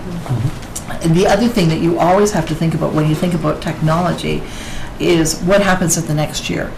So those students who are really involved in the flipped classrooms and love it, what happens when it goes back to the traditional classroom? Now, I understand that they need to be flexible, and they need to be able to handle both, but it's just sometimes you can get kids to that level, and then you kind of feel badly when they have to go back, and especially if they really, really like it, and they go back to that traditional chalk and talk, so to speak. And integrating technology too, very often in our districts, we would have integration technology experts that helped in this area. And, when I was taking a look at you have a new proposed reorg, and it looks like it's a standalone for technology, which makes sense. A lot of the reorg, as I took a look at it, it looks like I was reading the paper, so it looks like there's been some controversy to some of it. I'm not sure exactly the details of that, but overarchingly, like as I took a look at it, it made sense to me. Just overarchingly, I thought, yeah, I can see why this is the way that it is. And technology is a standalone. I mean, technology still has to integrate every school, and being in the position I'm in right now, I would say to you, this is critical, because the MCAS 2.0, we're calling it MCAS 2.0 right now. I think the commissioner's going to come up with a different name. I'm not sure what that looks like yet. I don't think he knows what it looks like yet either. But that's going to be online based. It's just going to be. And so if our children are really, really comfortable and really solid with true technological integration, they will struggle with this. And that's just a shame. There's no excuse for it. So I think it's an important part of our work right now. And I need to make sure that I've answered all of your questions, all of the parts. I guess one of the bigger things is, how would you measure whether the technology is effective in increasing student achievement? I don't think that that's going to be any different than measuring anything else, to be honest with you. And when I say that, you set up your metrics well in advance with whatever initiative that you're rolling out.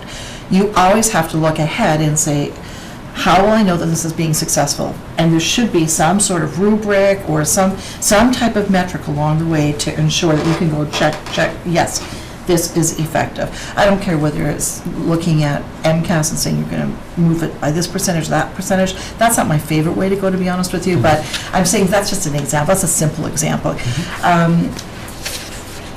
For example, I mean, when I'm thinking about PARC and MCAS 2.0, or because it's not going to be PARC, but that kind of thing would be, again, a great benchmark to take a look at how the students did. And the way that the state breaks, again, things I didn't know before that I know now, which is just wide. I have to tell you, it's just incredibly wide.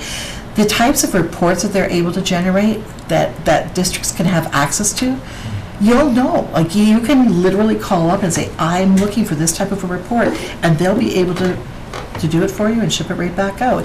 And so you'll know how your students did beyond the obvious of just a raw score. Thank you. All set? Nicole? Have you had to deal with children and families in distressful situations? Without identifying anyone, can you tell us of situations where the social and emotional needs of children and their families moved you to action? And what were you able to learn from the situation that you've used to positively impact the larger school population?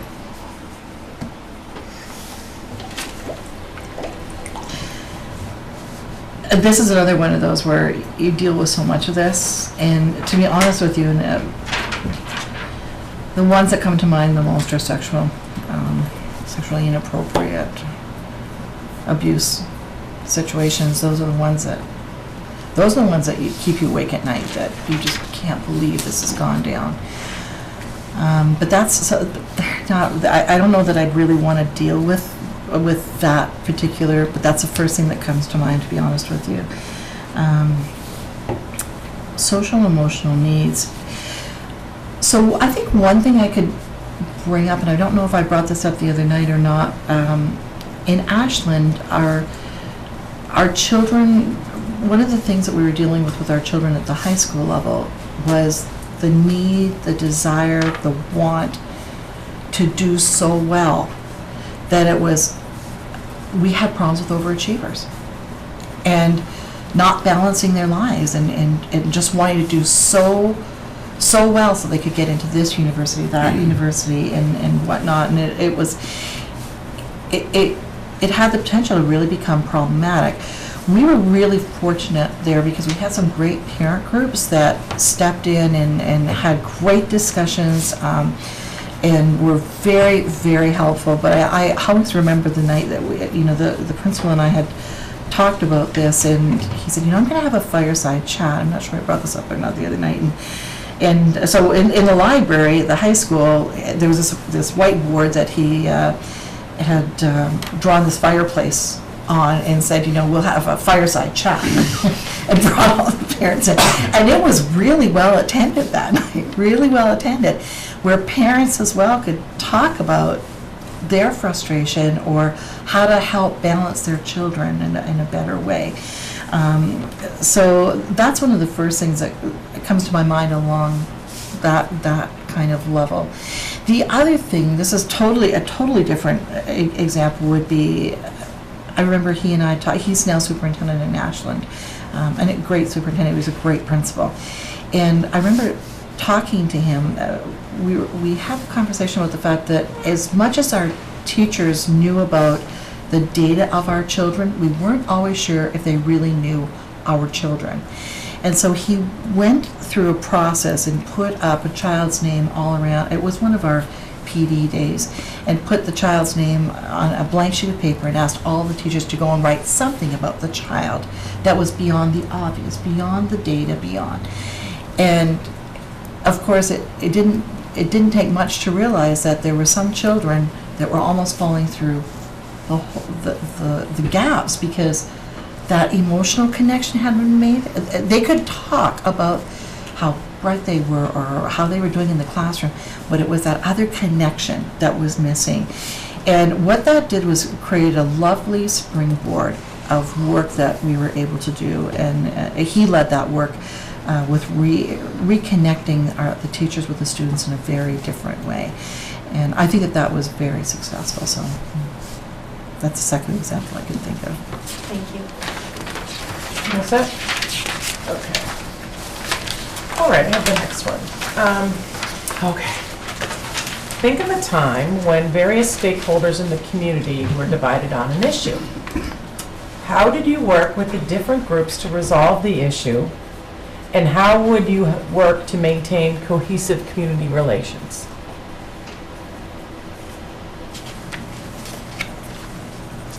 There are so many things that can divide a community, money being one of them, and I think that's going back to Mark's question with regards to budget. That's why your process has to be so transparent, and everybody needs to know where they are, because it has the potential to be a true divider in communities.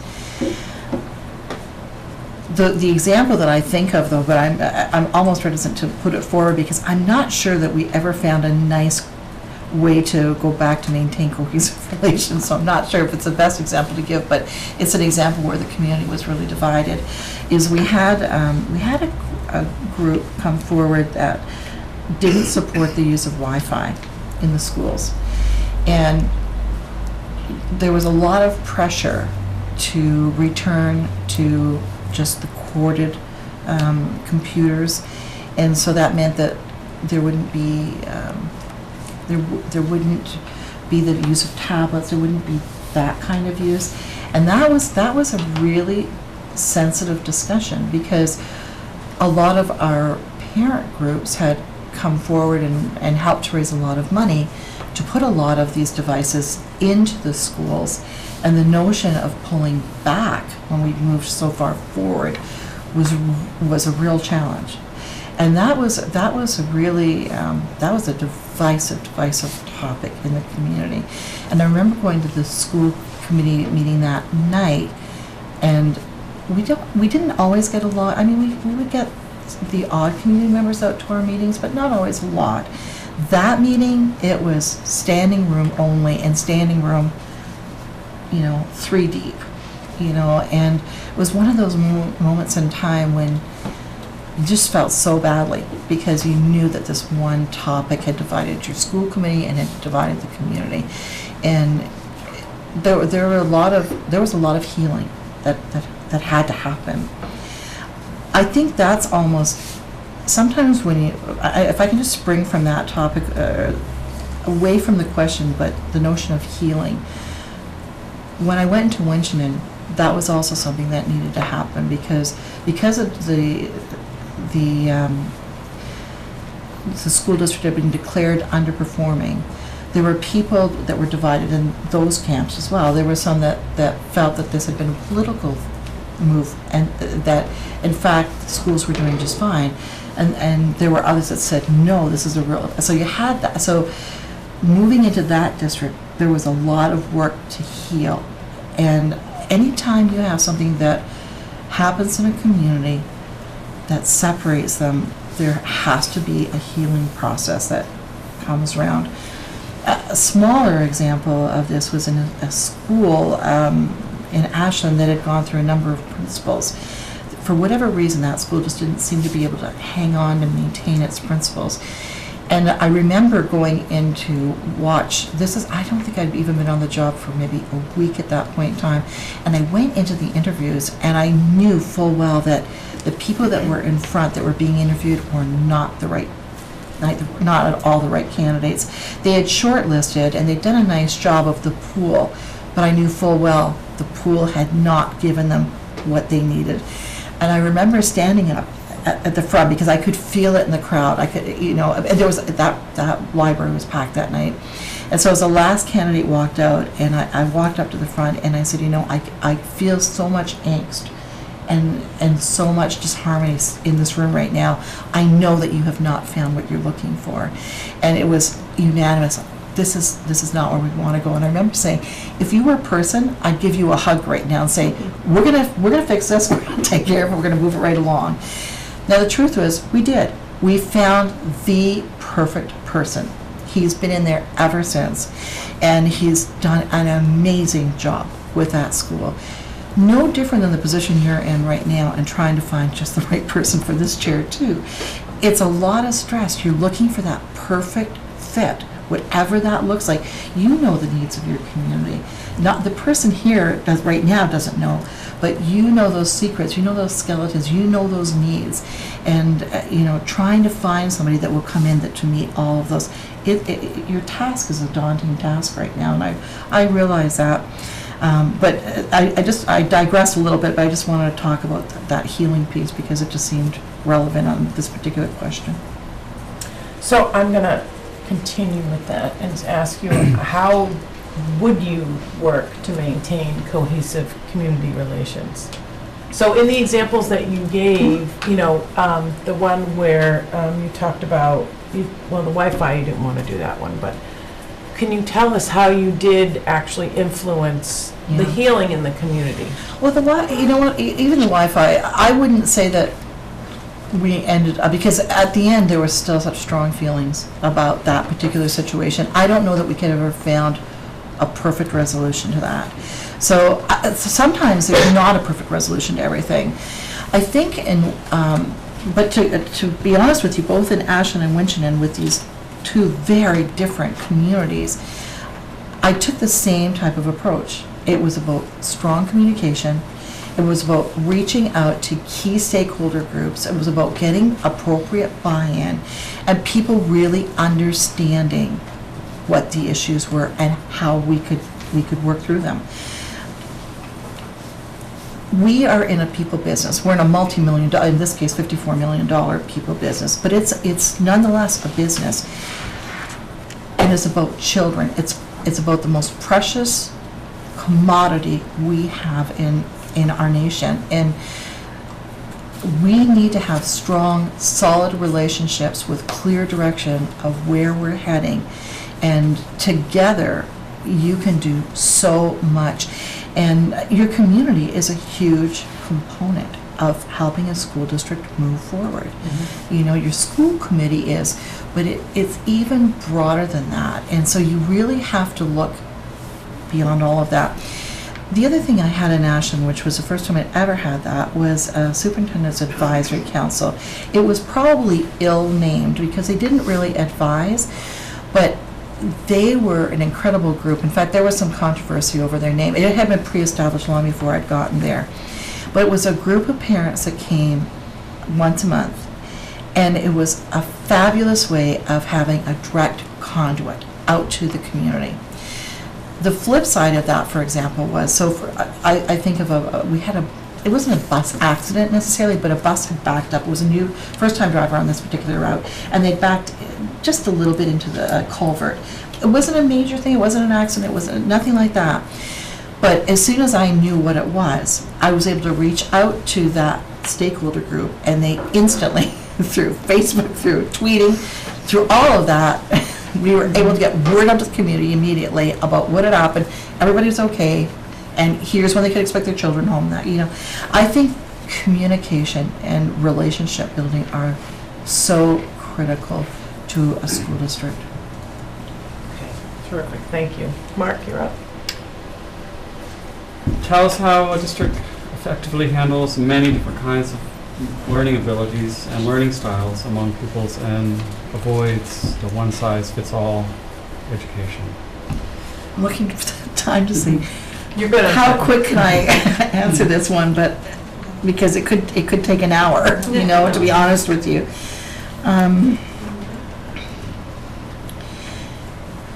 You know, when we philosophically say we educate all children, all means all. That means every child at every level in our district is one of our children.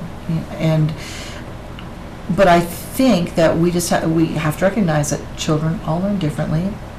They all have incredible gifts to bring to the table. How do we elicit that? How do we get every child to reach his or her potential at whatever level that is, you know, and celebrating when they have hit that mark. I was thinking about this kind of, because I actually expected one of these questions, to be honest with you tonight, and I was thinking back to my own teaching time, which I know is a long time ago, but I remember differentiating my own instruction before differentiation was even a word, because I knew that not all children learned at the same pace in my classroom. And the notion of just talking and teaching out there was not teaching to the child, you know. And so I remember I had, for example, this was a bit of an anomaly, but I had a grade 6 class at one point. I only taught grade 6 for 2 years, but I happened to have this one group, and it had just this incredibly brilliant group of kids, and then it was just really polarized. It had children with challenges over here, and I remember going home at night after night thinking, how can I positively impact both levels? I had really no one in that middle area, and so I saw it as an opportunity to really think outside the box with how I approached my instruction. And I was teaching math at that point in time, and I remember going home and becoming so creative with how I could approach it for this incredibly group of gifted students, so that if I went and did exercise X, it would allow me the time to really hunker down and deal with these students who I knew needed it more than these children over here. And that was an incredibly successful year for me as a teacher. And I remember feeling so fulfilled at the end of that school year as a teacher, because I knew that I had been successful with every child in that classroom. So I just give that as an example of my teaching days, like way back when, probably 30 years ago, 20-some years ago anyway, and saying that every child deserves the best that we can possibly give them, whatever that looks like. When we talk about learning abilities and learning styles, I think we also have to talk about teaching styles. Now, that's not in here, but if you listen to the example I'm giving you, learning styles is one component. The teaching styles, to me, is every bit as important, because if you don't have teachers who are qualified, who don't have the skill set, who don't have the appropriate professional development to help them, it won't matter what the learning style is. Somehow there has to be that marriage between the teaching style and the learning style, and that's paramount to be successful. How can this be done using financial resources efficiently? I don't know that there's an easy answer to that, and I think I would be it would be foolish for me to try to explain that this can be done efficiently, because quite frankly, it all costs money. As soon as when I take a look at, and this is not a negative by any stretch, but when I take a look, for example, at what you put in, what comes out of the, let's say it that way, what comes out at the end of the data at the state level for professional development, and what the state average is. Yours is substantially lower. That's probably an area that you might want to take a look at some point in time and see if you can't bring a little bit of better balance to that. Again, I'm not being negative, so please don't hear that. It's just that if you have a good, strong professional development plan within the district that is looking at the needs of the district, and in some cases that will be the needs of students, well, almost always the case of the needs of the students, then you can move things along very nicely. But you do need honestly, you do need a plan. That's the only way you're going to be able to be truly resourceful and efficient with your monies. Thank you. All right, coming down the home stretch. Kathy, at the podium. Okay, what are your strategies for fostering a positive relationship with the school committee regarding A, making educational policy for the district, and B, creating a solid administrative and policy-making team that supports the district goals and objectives? I'm not sure that this is the very best example I could give, but and I hope that you take this with the spirit that's intended, but as important as a Bible is to a church, a policy book is to a school district. Because the policy book is that very basic foundational document from which all else comes. That policy book needs to be kept current. It needs to be reflective and timely of the needs of the district. NESC does some amazing work with policy. They really, really do. And they're wonderful in terms of staying on top of their game legislatively, watching what's coming down the pike, and they give great guidance to school districts. And so I would definitely use them as a number one resource, quite frankly, in this particular area. That's not talking about the relationships, that's just talking about a resource that I'm used to using. A positive relationship, I think, you're tied in with making educational policy, but I think it goes beyond that. I mean, when you're looking at a relationship between a school committee and a superintendent, there has to be good synergy between the two of you. There has to be, you don't all have to think alike, but you're an incredible resource for a superintendent. You have the pulse on community hotspots or community thinking that a superintendent will never have. So that relationship has to be one where there's a sense of honesty, a sense of transparency, a sense of confidentiality. There has to be credibility. There has to be a sense of trustworthiness. All of that has to be there in order for you to be able to have a solid relationship, to be able to move something forward. I have been truly incredibly blessed to be surrounded by great school committee members in my duration.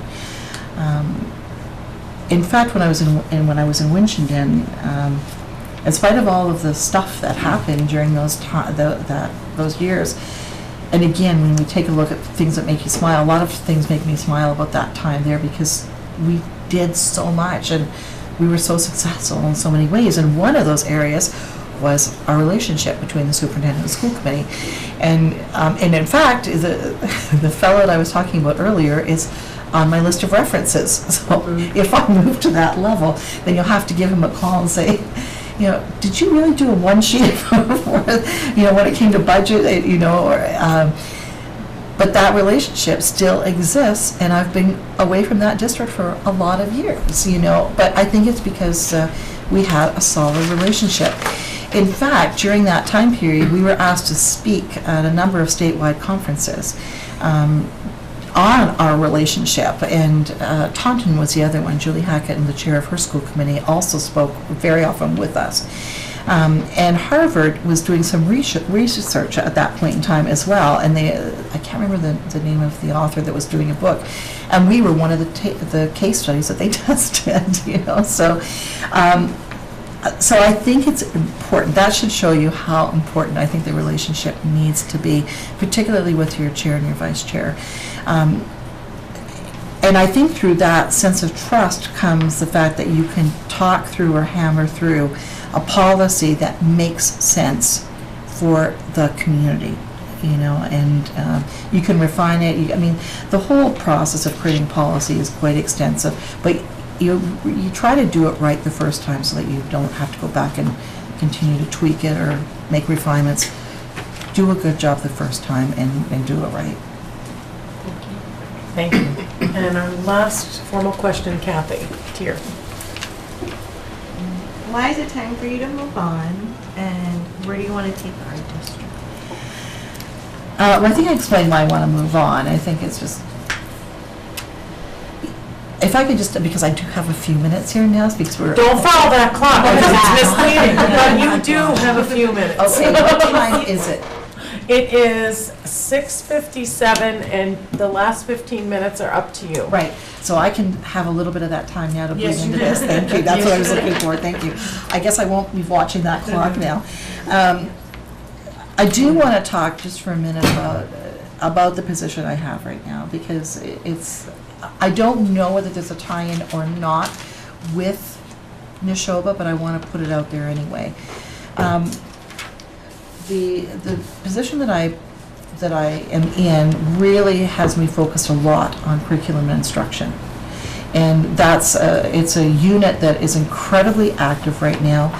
I also oversee OLA and retail. I'm almost hesitant to say that, but it's the truth. And what is that? Because I don't think we all know. Okay, well, it's rethinking equity in teaching for English language learners is what it is. And it's the SEI endorsement course that your teachers need to have to, you know.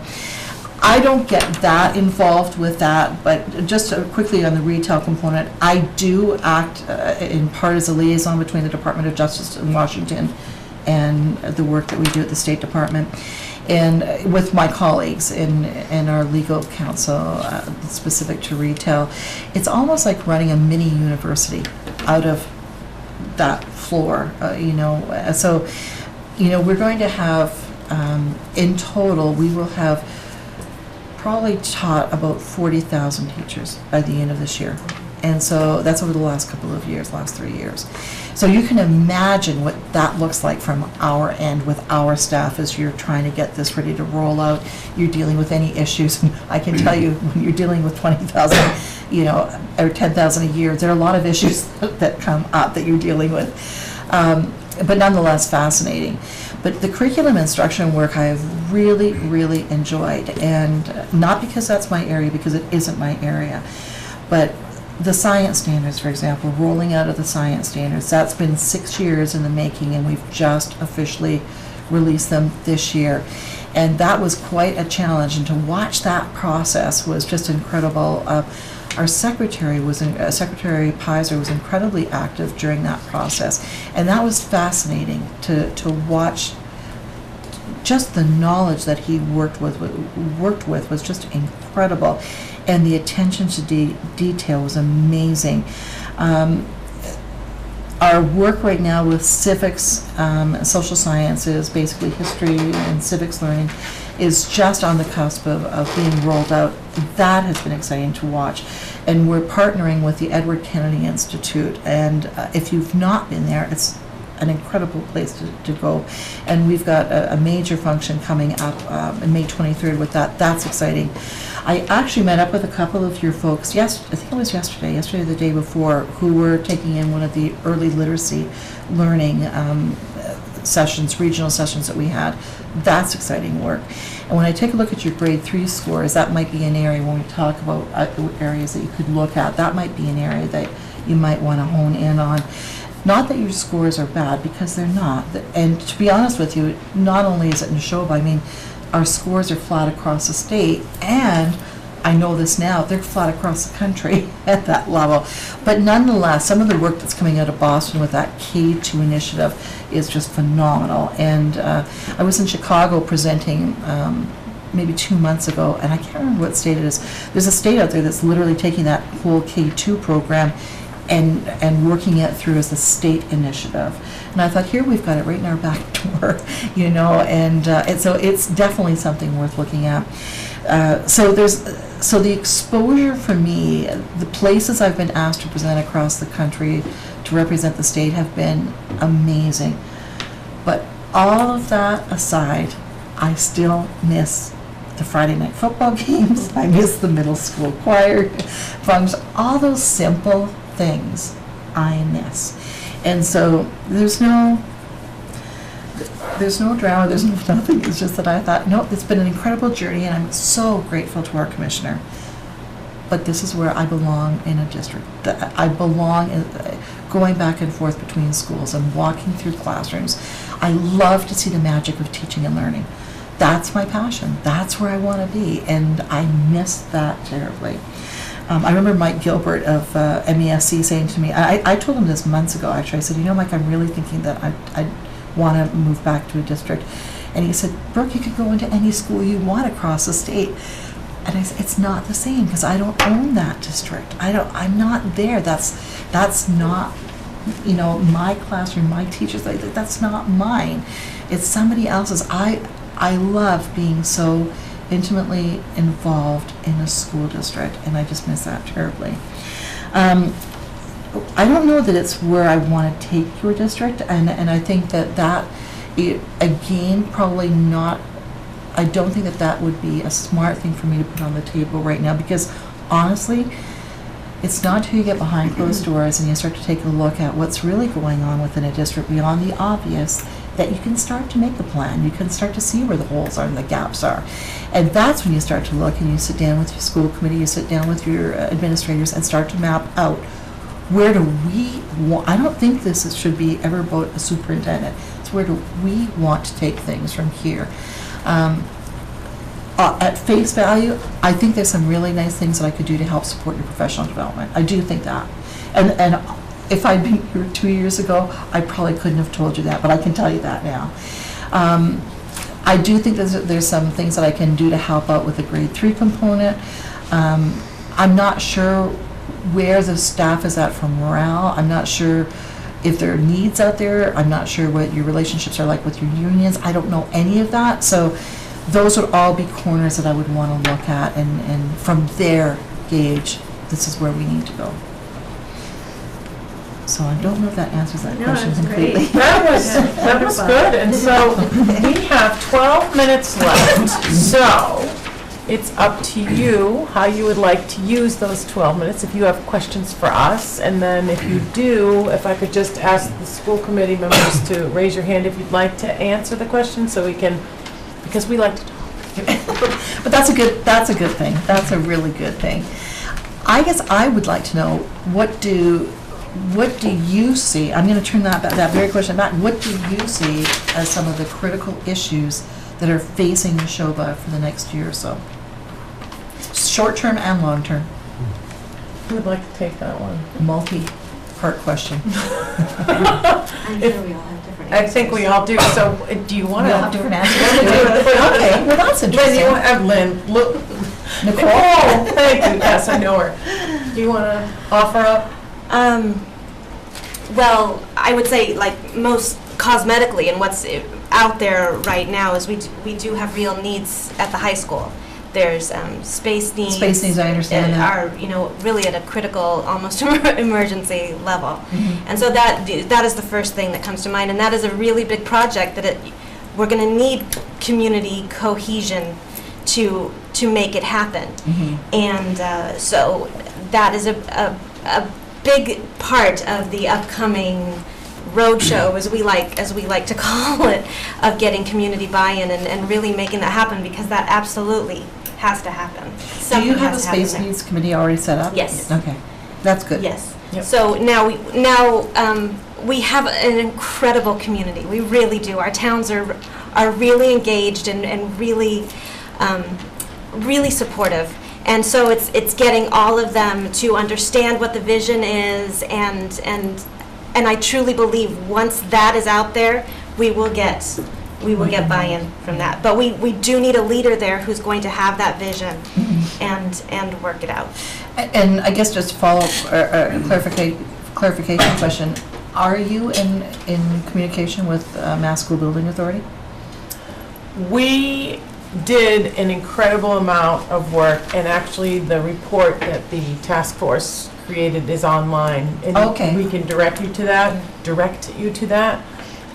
Informally, I've had conversations with them to determine and bring back to the school committee, are we ready for this, are we not ready for this? Right. But we have not entered into an SOI process at this point. Okay, good to know. Yep. And I'm very familiar with that process, so I'd put that out there. And that's just by happenstance. We had a major project in Winchendon. We had a major project in the school district I was in before that too. So, but here, you know, we did a major roofing project and such. I mean, it's not what you're talking about, but the whole there is a full process with this. So when you say SOI and such, I get it. Right. Does anybody else, Kathy? The school committee has collected a lot of information from teachers. Last year, I think it was prior to Neil and Mark and I coming on, there was a faculty and staff survey to speak to issues about teacher satisfaction and morale and some of the things we were mentioning last year. They also had a communication forum, and the school committee met with teachers, and we did again this year, and asked some focused questions. And there's an incredible teaching staff in this district. The dedication to children and their families is just incredible, and it makes it a wonderful place to raise a child and to bring a child to school. But we detected issues with morale, and you know, they run the gamut, but not feeling heard, you know, advocating for things that they want to improve teaching and learning, and being turned down. I heard that my group heard the term gatekeeper mentality, or being told no without a reason, and a sense that there is a disparity between and among, I'll use the term who gets what, for lack of a better word. And I think that that is something that I feel very strongly that we need to listen to teachers and help them be a part of whatever solution. So I don't know if you've had situations like that you've had to work on with teachers. Well, teacher morale is something that you're always looking at, but I do think if they feel, now let me go back. When you take a look at Maslow's hierarchy of needs, what is the basic thing? What do people need to feel listened to? They need to feel valued.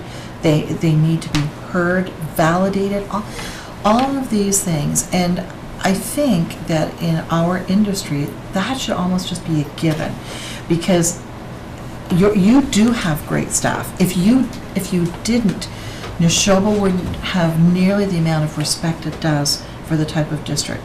Like, I think that I had said this once before, but you should have had like 1 million applications for this job, because everybody should have wanted this particular position, really. When you take a look at the district, you take a look at the communities, I was giving the example before.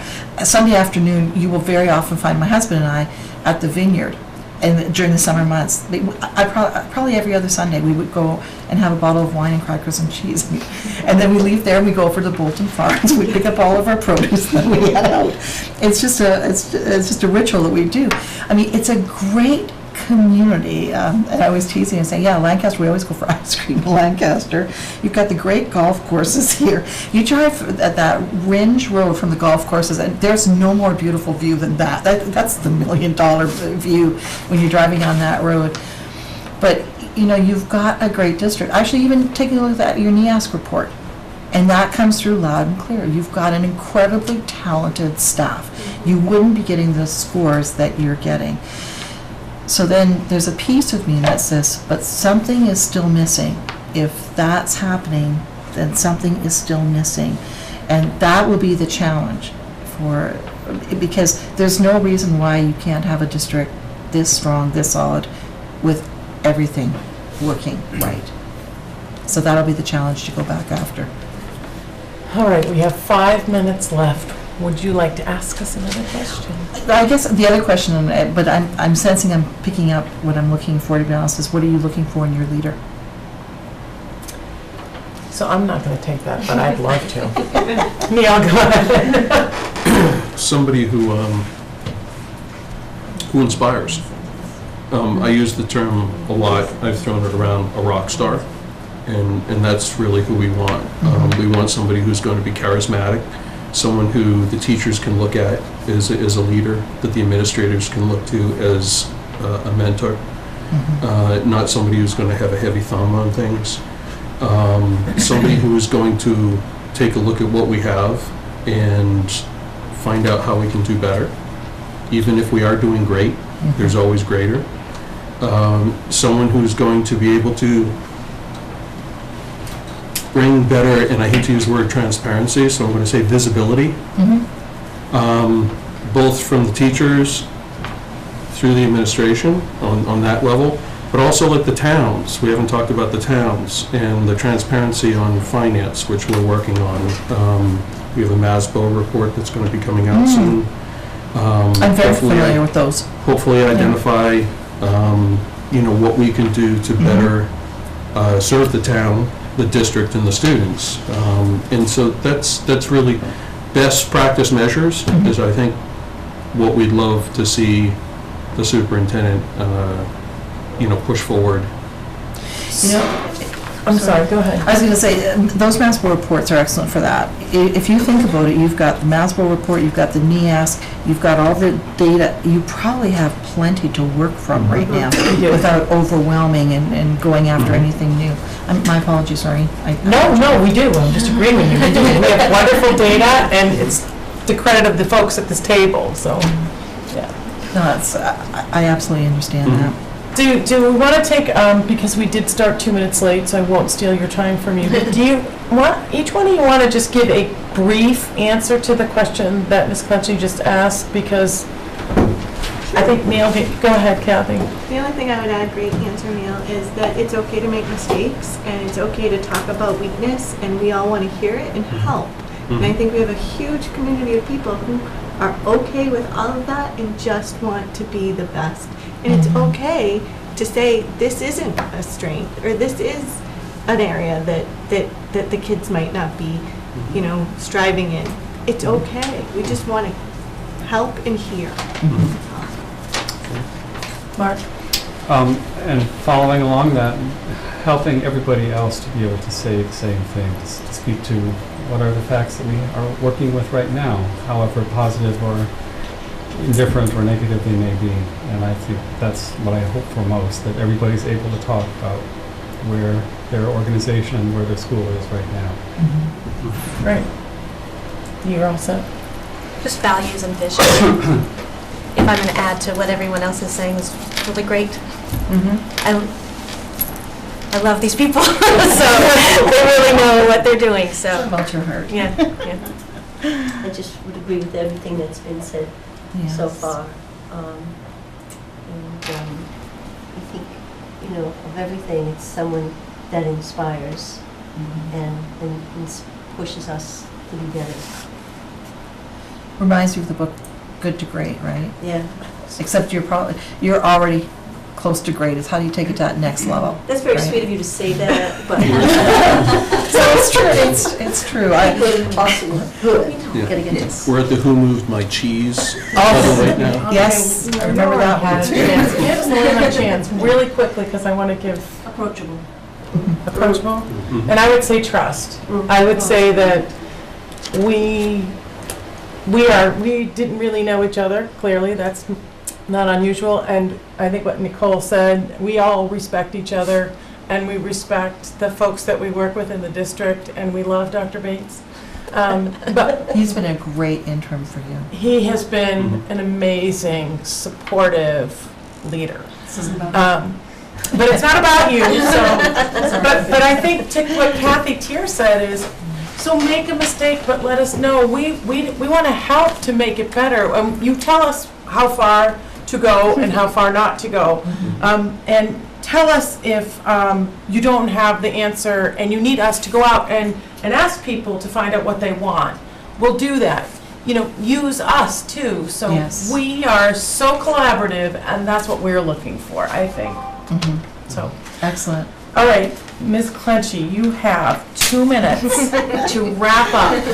So just a couple quick thoughts. I did say this the other day, and I'm just going to reiterate too. I remember driving through this area about 15 years ago, and I was on my way to another, an interview way back then, and I remember going along the road here and saying to my husband, oh, if I could ever be superintendent in this area, I would just love that. But of course, at that point in time, I was hired, you weren't open, and I got hired to another district. And then a couple of years after that, then you hired Michael Wood, and of course, he was there for, I think, about 11 years or so. This time, it was just so happenstance to me, and it was like, oh my gosh, all the stars are aligned. I am looking right now, it's open right now. It was one of those moments I thought, oh my goodness, I can't believe that this has happened. Whether I get the position or not, it's just been such a privilege to be here. I appreciate it, and I so respect the work that this district is doing right now for the children of the 3 communities. It's just, it's amazing, and you really need to feel such pride in working collaboratively with everybody. It's a great district, and I hope that you all realize that. Your point, I would go back, when you talk about building on strengths, you didn't say it that way, but I would say that's probably almost where you need to start with your next superintendent. Take a look at those things that you're doing really, really well and build from there. The challenges will find a way of working themselves through, but start to build from your strengths, and I bet that will help you with your staff morale. So it has been a privilege and an honor. I thank you so much for the time tonight. I really enjoyed it. Thank you so much for coming in. We have truly enjoyed meeting you. Thank you. Have a good My night. honor. Thank you. Thank you. All right, folks, I think we are going to take about a 12-minute break. So we'll just take a quick recess, and then we'll come back to the room. School committee members, there's food in the room down the hall if you want to grab something really quickly. Just please, no discussions about any school committee or district business. Okay? Thank you. Yes, we're all set. Everybody set? Folks? How'd the flooring go? I'm doing that No. right now. No.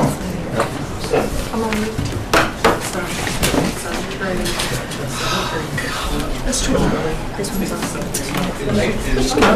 We should take that down. Neil, can you reach the clock and take it down? I think it's wired. No, it's not wired. It's a battery. Oh, please not now. Oh, please not now.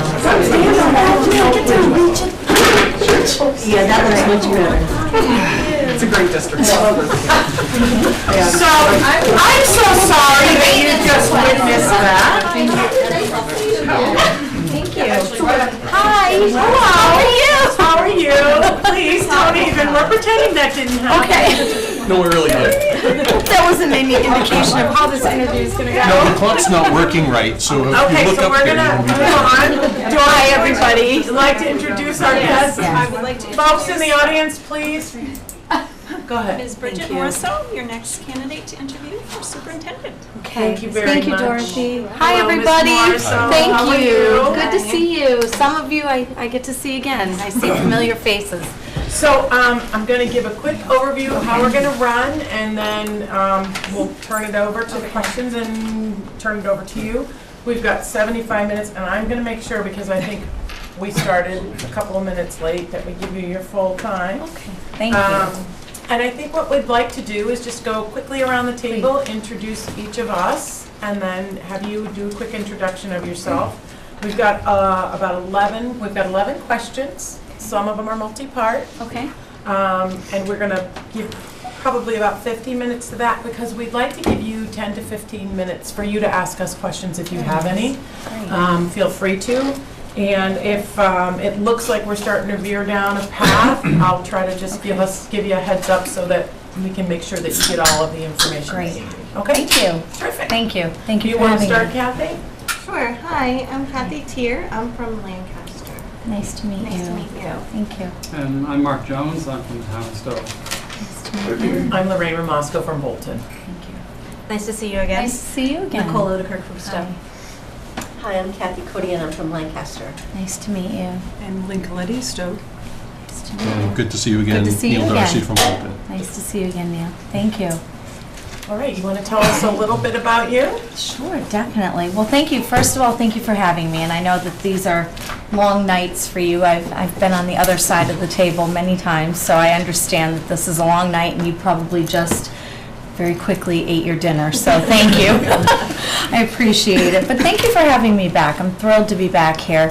My first meeting with several of you was a true pleasure, and from that time and prior to that time, up until today, I've spent a lot of time getting to know as much as I can about your district, about your 3 communities, and each time I learn something new, I'm more and more impressed and thrilled to be back here. So thank you for having me back.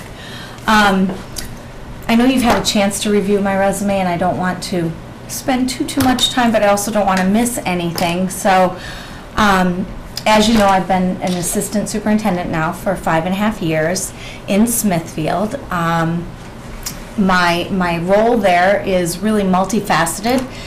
We are not very top-heavy at all. So I've been very fortunate to work with a superintendent who very much shares sort of the superintendent, assistant superintendent responsibilities with me. So it's not a typical assistant superintendent role. I play a huge role in personnel selection, recruitment. I run the induction program with the budget, very much involved and run a great deal of the budget. Everything from, I'm fully responsible for curriculum, instruction, assessment, professional development. So I have a lot of responsibility, and my superintendent likes to remind me that there's a clause in my contract that says anything assigned by the superintendent. So I won't even begin to tell you what some of those lovely responsibilities are. But the reality is it's given me a great opportunity to really hone my skills and have a wide range of experiences to prepare me for the superintendency. Prior to that, I was a principal for 8 years, again in Smithfield. So I tend to stay in one place when I start somewhere. I taught in one other district, so when I put down roots, I stay. I've taught virtually every grade and special education. My final year teaching was as an instructional coach, and that's really what led me to leadership and to completing my master's degree to be a principal. The impact that I was able to have on the entire school, as opposed to just being in one classroom or having a caseload as a special educator, really was the impetus to get me into leadership. So I come from a long line of educators. My parents are my greatest role models. They're both. We all say we're teachers first, and we really are. My parents were teachers, and then both became administrators. So I joke that every day in my house was bring your daughter to work day, because my father was my high school principal. So every day was bring your daughter to work day. So I really have great role models. I've grown up in school. That's kind of all I've known. And I literally carry this around with me. It's usually in my passport, and I don't know why it's in my... I carry my passport for some reason always. Not that I'm escaping anywhere, but I always have it with me. And usually this is in my passport. But earlier today I was just preparing and getting my mind ready for the interview, and I pulled this out and I said, this is really what this is where it started, and this is my grandfather, and all I wanted was a chalkboard. And that's the truth. I've always just wanted to be a teacher and be in education. So this is usually, again, in my passport and my purse. But today I looked at it and really gave some thought to why I'm here. Wonderful. So, thank you. Really appreciate that. Thank you. So we're going to do our little round robin. Okay. I think in order to make sure that you have enough time to ask us questions and interact with us, I'm going to watch the clock. Okay. So school committee folks, if we could keep it succinct, that would be great. And the first question is Kathy Cody. Hi, Bridget. Hi. What are the leadership qualities and skills that you look for in the principals and administrators you hire? Describe the ways in which you have supported the development of these qualities and skills in the principals and administrators that you've worked with. Okay. I would have to say that and I've hired probably at least 20 administrators in my career over the past 5 years. It's critically important, obviously, that they have a solid foundation of knowledge about education and about teaching and learning, because they are the true instructional leaders in the building, and we need to be able to rely on them to guide and help teachers and to help teachers be the best that they can be. But beyond that, what I've found, again, in my experience, is it goes way beyond that, because personality plays a huge part in that. And if a person is approachable and has warmth and empathy and can communicate clearly, I think that those skills will serve them far better than if they just have that theoretical knowledge of what it takes to be an instructional leader. A lot of the instructional pieces and what's good teaching, what are best practices. As the assistant superintendent, that's part of my role, is to work with the principals and get them to understand that and to develop their skills and competencies. But you can't really teach personality. You can't teach people to be more personable and compassionate, and how to communicate with parents in a difficult situation. So I really look for that. I want to see someone who's approachable, who will take feedback from me, who can gain support and gain consensus from the faculty. I think those are critically important qualities in a leader. In terms of the ways that I do support the development of those qualities and skills, I think probably the best way to support that is by modeling it and knowing we call it our A-team, knowing our A-team members very well. And I need to work with each member a little bit differently, but I need to know who they are as a person to know how I need to work with them. Some you can be very direct, others you need to handle a little bit differently if you want them to really listen and try to make a change. I'm in the buildings every single day. We really have this kind of open door. Nobody flinches when I'm in the buildings, and it's the norm to see me there.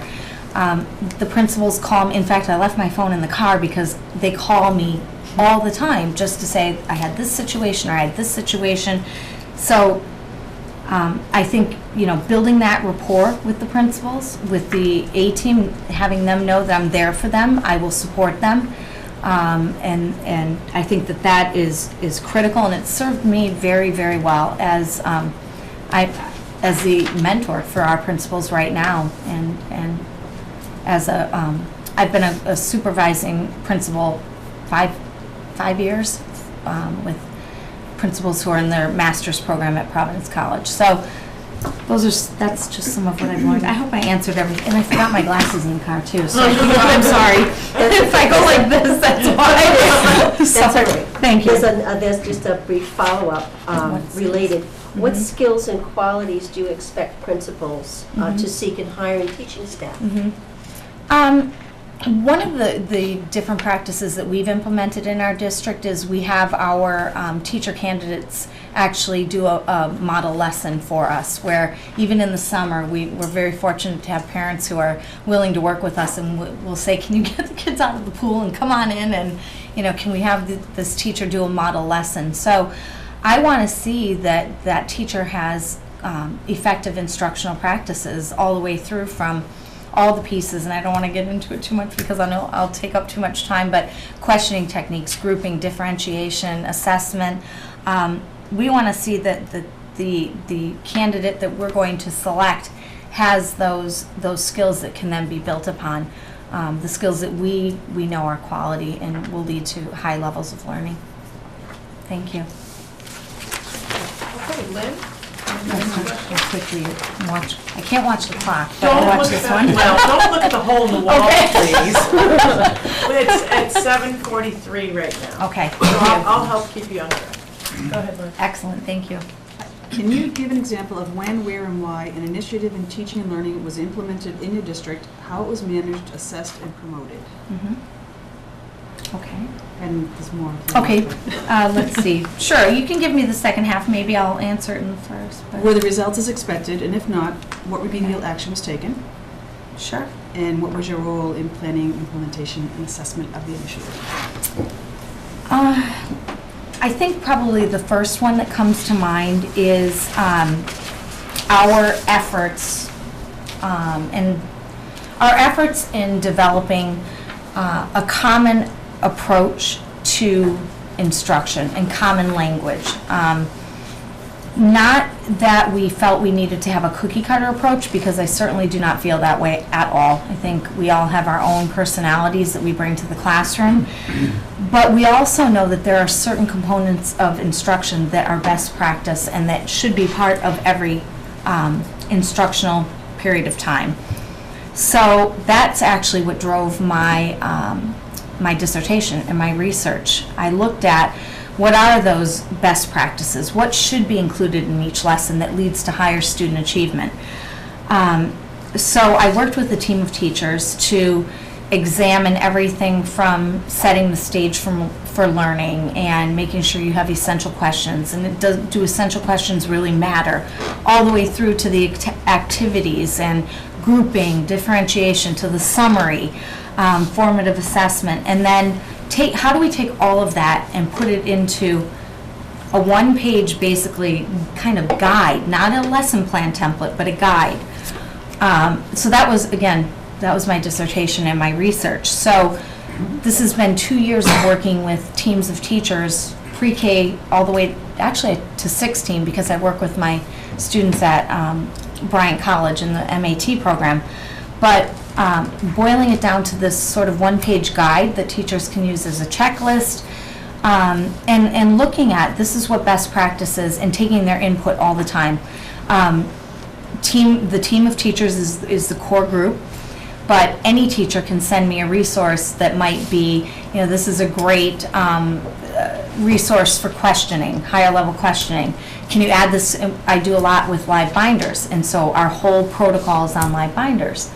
And so it's really, it's taken off as an initiative through our district, and we've taken it to the point where we've aligned it to the teacher evaluation model. So teachers basically know if you implement practices that are aligned to this protocol, then you've met the requirements, the competencies that are in the evaluation model. So we try to make it easy, so teachers aren't getting lost in the internet around, you say you need to improve questioning, and you can get lost for hours on the internet. You can go to the protocol, click on questioning, and all of our resources are right there.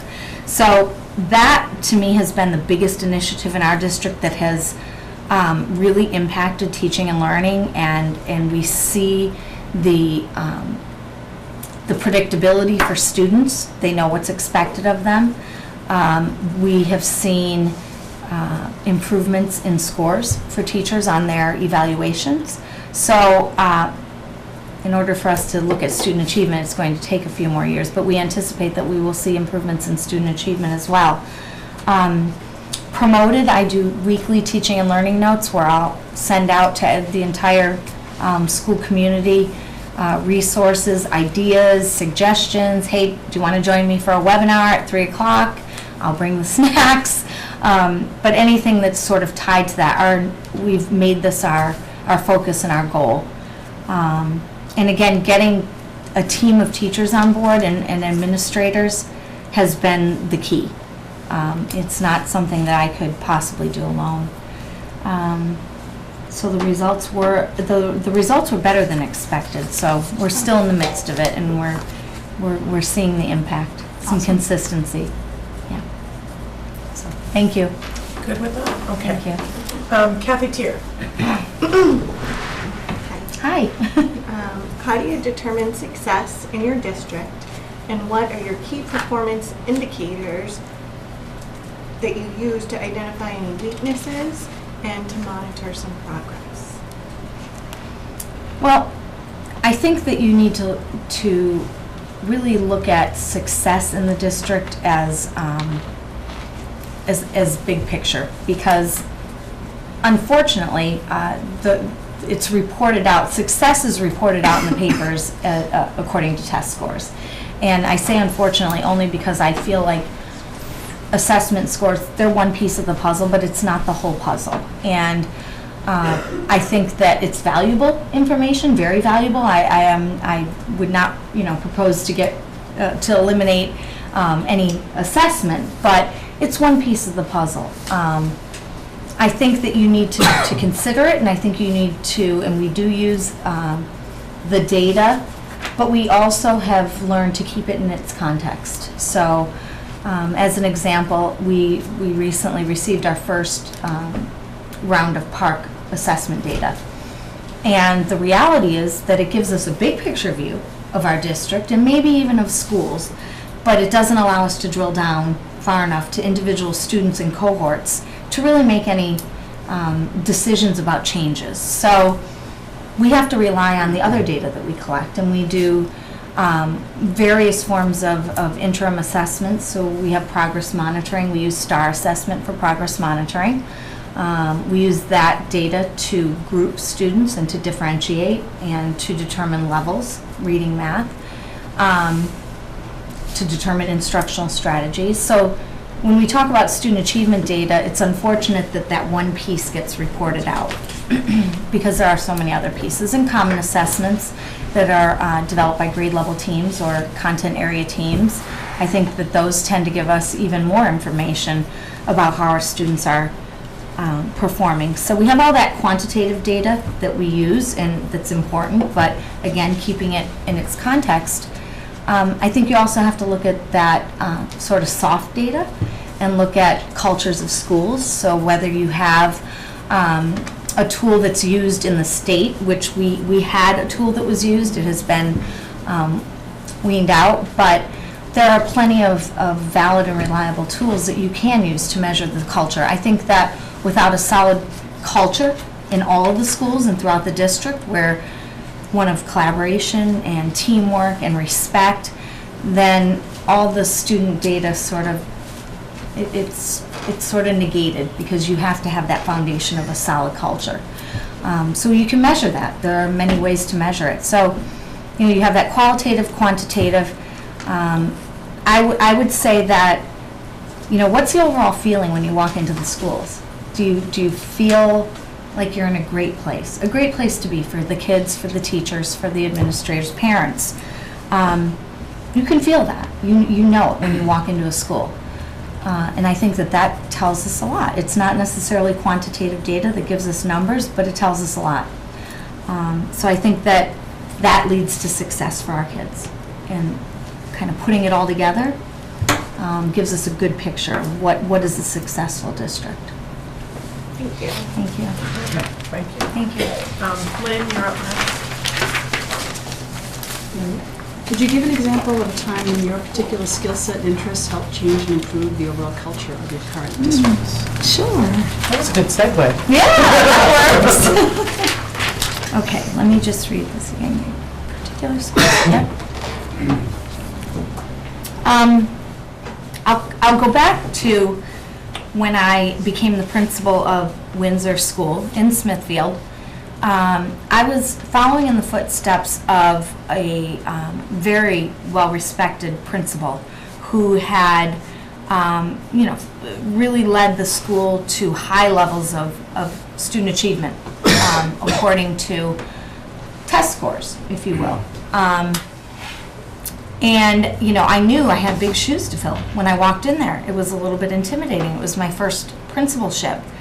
And it was then that I realized, once I got there, got my feet wet, that there's more to a successful school than test scores. Because the reality was that the culture was very much one of intimidation.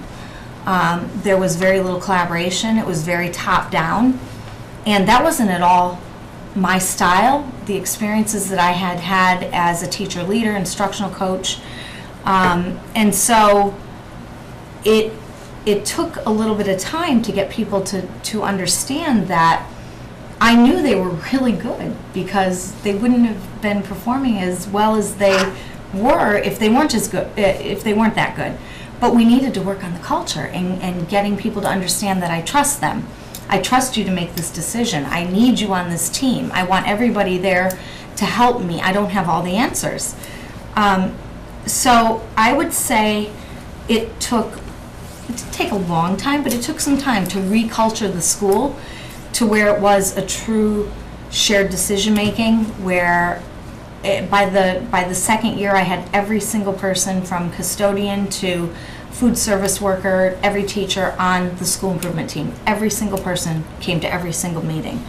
And we had different learning teams set up where teachers who really didn't know that they even had that leadership ability were leading those teams and giving us direction. Here's what we're going to do. Over time, that really just became the culture of our building. Everybody knew they had a voice. Everybody knew I would listen. And I think that defined my leadership, not only at that school, but in the district. That sort of spread as I was able to mentor other principals. So I think, my skills, I don't know if it's my skills, but I guess my personality and my ability to work with others and listen to others, and I enjoy working with others, really led to that. And by the time I left, we had 4 years of Regents Commended, so we were top 10 in the state for 4 years. So we were able to take high performing up to that next level. And I don't want to take credit for it, because it really was everybody, all hands on deck, so. Thank you. Oh, there's a follow-up. What lights you up? Oh. Yeah, it makes you proud of your vacation. Oh my gosh, what lights me up?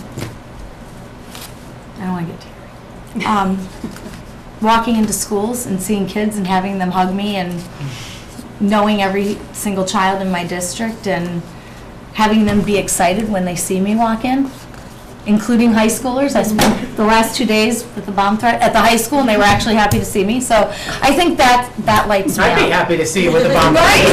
I know. It was, some days I have to walk in with the sat, but most of the time that's what lights me up, the kids. Great, thank you. Mark? The Neshoba district has an annual budget of $54 million. Like most districts, we have pressures of balancing the highest quality educational experience for our students with ensuring that we are efficient at using tax dollars that we spend. Tell me what experiences you've had with creating and managing budgets, and collaboration involved, and in detail what budget transparency means for you. Okay. Right. I mean, that's certainly, the budget for a superintendent is the most pervasive and important task that we complete as superintendents, because the reality is everything boils down to, do we have the money to do what we need to do for our students and what we want to do? So it's needs versus wants. So with regard to my experiences, I develop. I'm very fortunate to be in the district where I am, where my superintendent has, I guess you could say, empowered me to be very much side by side. It's not a typical I'm in charge of curriculum instruction. So I've had for 5.5 years a major, if not starring, role in developing the budget, because I'm responsible for so many aspects of the budget. So for me, the most important thing, and the part that I say over and over again to the community, at forums, to our town council, when I spoke in front of town council Monday night, we have to remember to keep the students at the center and to keep those cuts as far away from the classroom as we possibly can. Now, we know that that's not always possible with contractual obligations, with uncertainty with our healthcare costs, which we just got in, with unknowns with capital, space issues. But if we remain focused on what our strategic goals are and our strategic plan, what our priorities are, and keeping the students at the center, we have been able to a great extent, keep our cuts away from teaching and learning. In terms of efficiencies, again, I think because I was a principal first in the district, I was able to enter the role that I'm in now with a very complete understanding of how money is spent at the school level and even how money is wasted at the school level. And so you're always fighting for the piece of your pie. And we weren't forced to be, as principals, as transparent as we force them to be now. And so stepping into the role I'm in now, I was able to say, I know what the tricks are. So it's led to a high level of transparency. What I do is when the principals submit their budgets, even before they submit their budgets to me, I meet individually with content area teams, grade level teams, and principals. And we talk about if they are going to be asking even for 150 textbooks, I want to know why 150 when we bought 150 3 years ago. What's the enrollment? What's projected? And so I think that's what has been habit. You just ask for the textbooks. They assume they're not going to get them, but they ask. So we've had to shift that thinking a lot. I go through every single item that is requested by teachers. I joke about this, but really $18 worth of pencils that say Hola for the Spanish class, I had to say, I'm sorry, no, that can't be our priority. I will go to the dollar store and personally buy them for you, but we're not buying them from WB Mason, charges us 4 times. So I know that sounds like, really, but every little penny counts. So I look very closely at that. And then looking at, again, what are our priorities? Everybody needs books, we know that. But why are we not using our technology more efficiently? Why aren't we looking at open ed resources? Why aren't we looking at digital textbooks that are free? So it's sometimes just having those conversations and saying, let's look at this. I'm not saying no, but let's at least explore this first. So when I say it's a year-round process, it's a year-round process. It's constant communication. I hope I answered that. This was good, Jane? Good. Okay. Great, thank you. Okay, Neil, next question. Could you tell us about your experience in integrating technology into teaching and learning? What challenges you faced with individual stakeholders, and how you measure whether the technology is effective in increasing student achievement? Mm-hmm. Sure. We're in our second year of a one-to-one Chromebook initiative. We have rolled out Chromebooks now to 3rd, 4th, 6th, 7th, 9th, 10th. Next year it will be all the way 3 through 11. All of our students will have Chromebooks one-to-one. So it's one thing to get the tools into their hands. It's another thing, how are we using them? So we've spent a lot of time and effort on providing teachers with varied forms of professional development. Sometimes it's just visiting another teacher's classroom who has really, mastered it or grabbed the bull by the horns with regard to integrating the technology. Other times we'll do more formal days where we'll, I'm the professional development coordinator too, so I always enlist the help of our master teachers because I can't do it all, but we'll provide them with a full day if we need to. So we've worked very hard at setting up Google Classrooms for all of our students, 3 to 11. We use Google Classroom for PD. So right now we're doing a book talk on Google Classroom using Mindset. So teachers are able to pose questions and talk, dialogue about the book.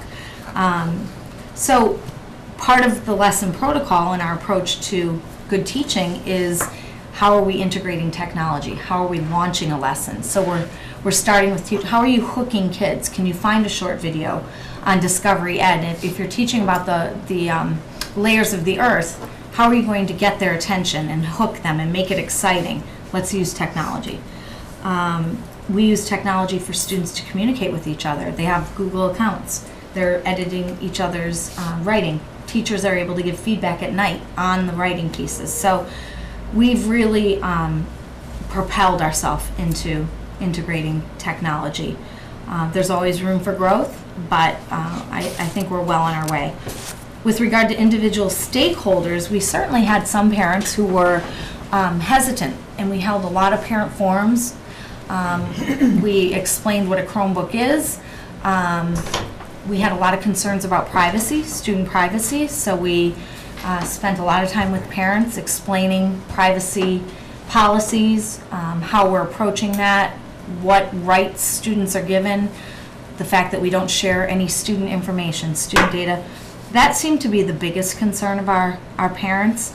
And then also explaining that we're not just putting kids in front of a computer screen and having them play on the computer all day. So modeling how we're using the technology. We had, I made an iMovie where I went around and it's very easy to do, videoed teachers using the technology and how kids were communicating and the fact that they were looking over their screens to solve a problem, not just faces in the screen. So that helped us a lot, and those parents who weren't able to attend the forum, we pushed it out on the website, we tweeted it.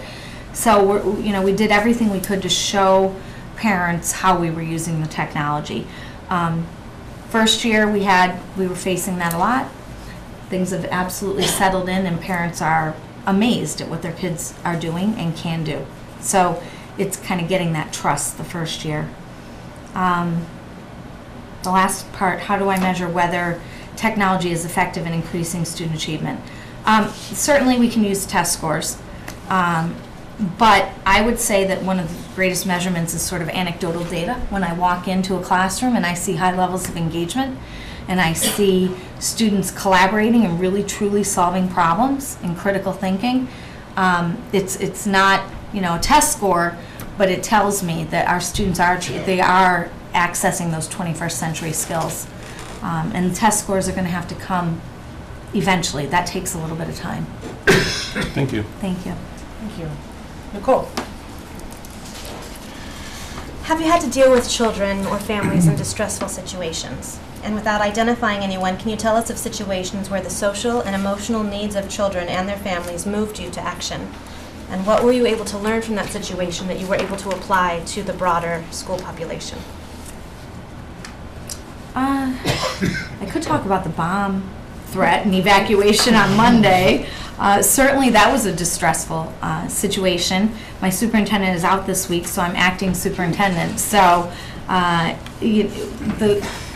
so dealing with children and family in distressful situations, what I've found is that when you have a plan in place and you have people who know what their roles are in a situation like that, it really adds to the success, the rollout, your reaction to a situation. And that's exactly what happened. We have a very comprehensive emergency operations plan, and a threat came in. It was the snowstorm Monday. We happened to be evacuating middle school students because we had a faulty sensor. At the same time, we get a bomb threat at the high school, which high school students go to the middle school, so we have 1,200 students crossing paths. And in the meantime, of course, kids are tweeting and families are calling and very worked up. So what I've found to be successful and what was successful on Monday is to get communication out to families right away. My first email communication went out at 8:50 and we had received threat at 8:43. Just telling parents, your children are safe, we're following our plan. Police and fire are with us, we're transporting, and that we'll be updating soon. So being in charge of a situation doesn't necessarily mean being at the situation. I was in my office and we called it the war room. And we had police and fire, we have radios, we had, so it's the coordination of it and getting everybody at the right place at the right time. And then again, communicating to parents, your children are fine. So we have a Facebook page, I tweeted it. We have Blackboard Connect where I sent out more comprehensive messages. Parents deserve to know that their kids are okay, bottom line. And then the plan, getting that plan in place and having it practiced. We had 900 high school students in the the gymnasium at the middle school for over 3 hours while the dogs came in and swept, and we kept parents updated. Everybody's fine, everybody's accounted for. We had to, make sure parents understood we were feeding their kids. We literally went to BJ's and bought 800 buns because there weren't enough buns. So it's all these logistics that you have to plan for, but parents want to know that their kids have lunch and that they're safe. So I think that having everybody know what their role is, what their responsibility is, and then having a team that's willing to roll up their sleeves and do whatever it takes to make it work that in a situation like that was key for us, because everything changed like that, but everybody was flexible and the kids came first. So I was beyond impressed with our team. What was I able to learn from this situation? Well, we reflect and debrief and realize that there are a few things that we need to tighten up in our plan.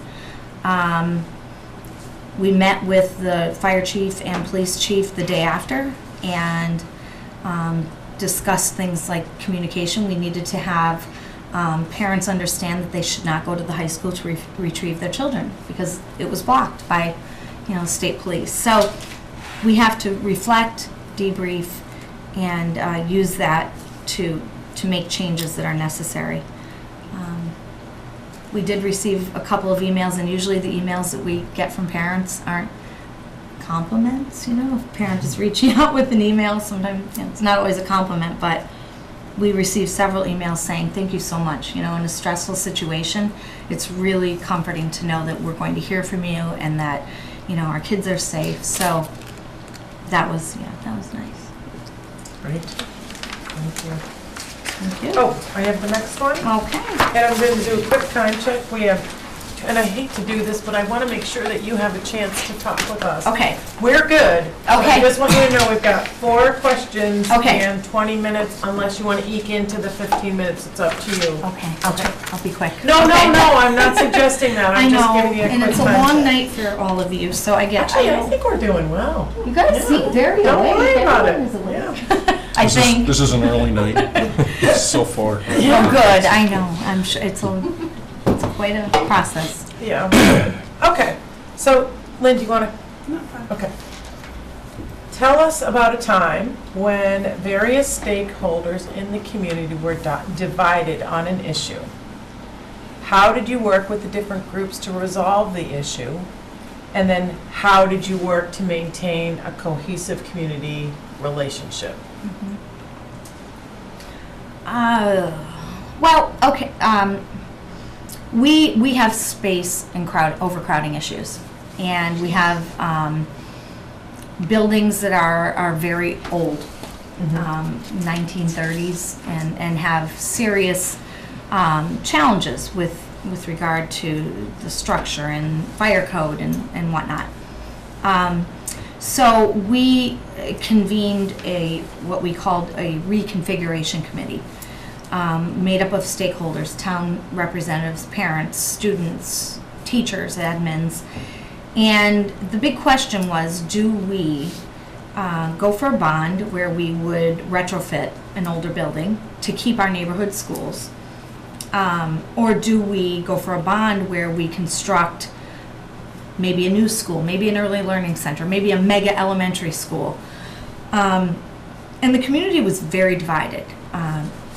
I would suspect it's much like having a regional district, because people are very connected to their communities, and even in a town like Smithfield, it's very spread out, and there are 4 very distinct pockets, and people have very strong connections to those areas. So There were some people who felt very strongly that it was a waste of money to put, good money into bad, an old building. And then there were others that said, there's no way I want my children going to a mega school. We want, neighborhood schools. So we brought people together. We visited different districts. We listened to people in other districts who did both.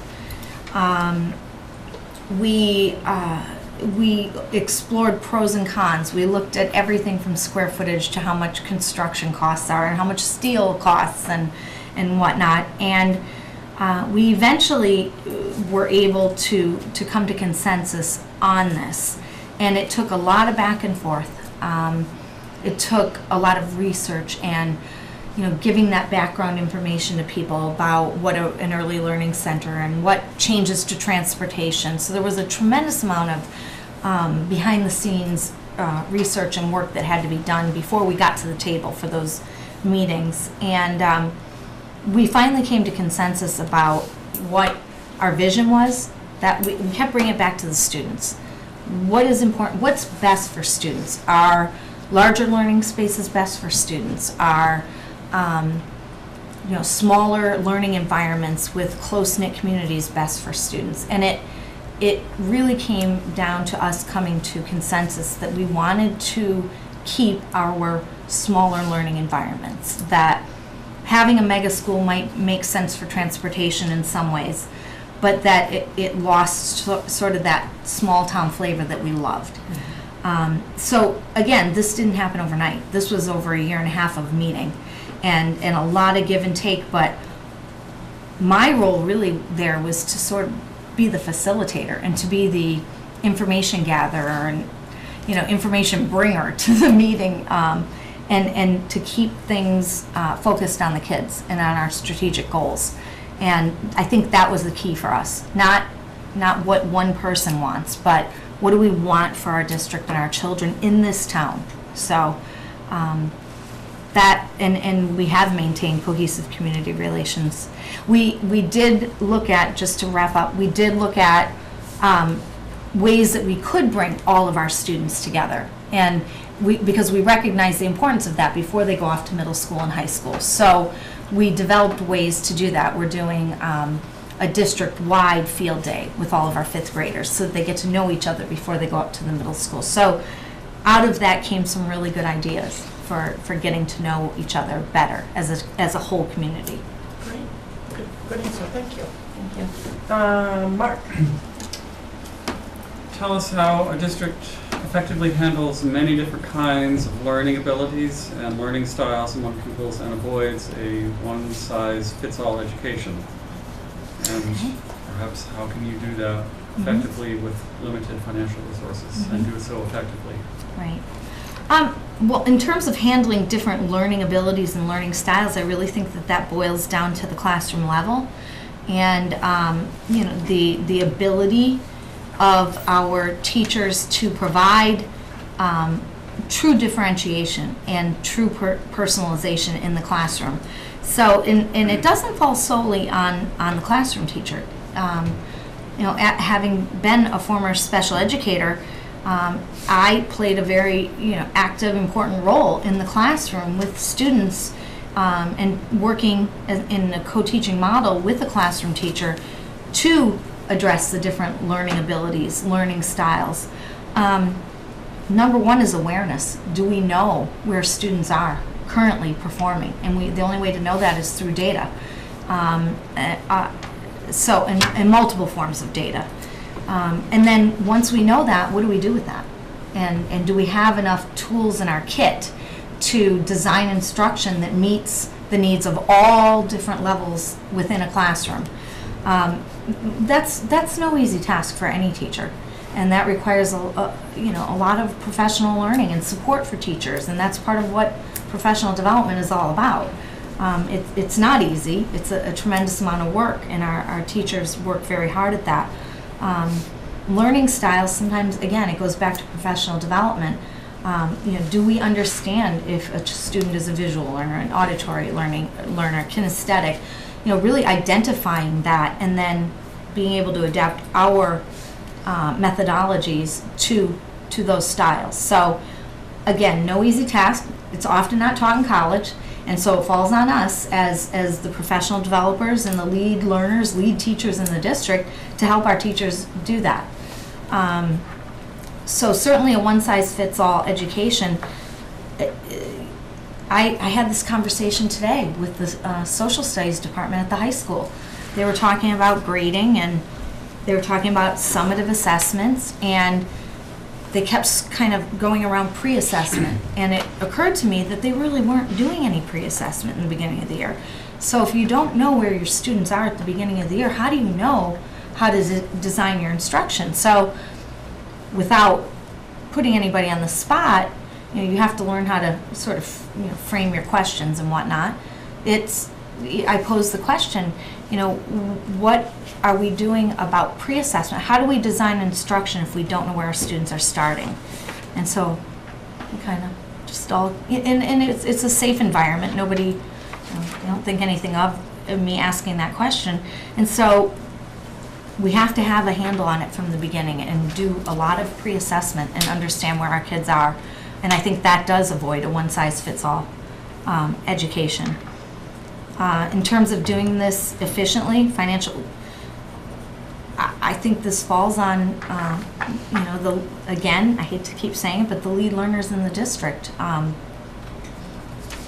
In terms of getting resources out to teachers, ideas out to teachers, scheduling opportunities for us to communicate on Google Classroom, to listen to webinars together.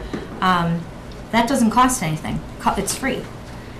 But somebody has to take responsibility for it, and that happens to be my passion, so I haven't minded taking responsibility for it. So I think that it absolutely can be done using our financial resources efficiently, and it's a big part of my responsibility as the superintendent. So. Thank you. Thank you. Okay, Kathy Cody, you're up next. What are your strategies for fostering a positive relationship with the school committee regarding A, making educational policy for the district, and B, creating a solid creating a solid administrative and policy-making team that supports the district goals and objectives? Okay. Right. I have spent a lot of time writing many policies for our district, and typically any policy revision or policy development tends to come from legislation. So I'm on the legislative committee for our Superintendents Association. So usually we're getting sort of that information before it becomes legislation and approved. So we're able to get a head start and communicate with the school committee. This is coming up. We need to start thinking about it because either our current policy won't meet the needs or the law, the letter of the law, or we don't even have a policy on it. So working closely with both the school committee and our school department attorney, we develop policy, again, aligned to law.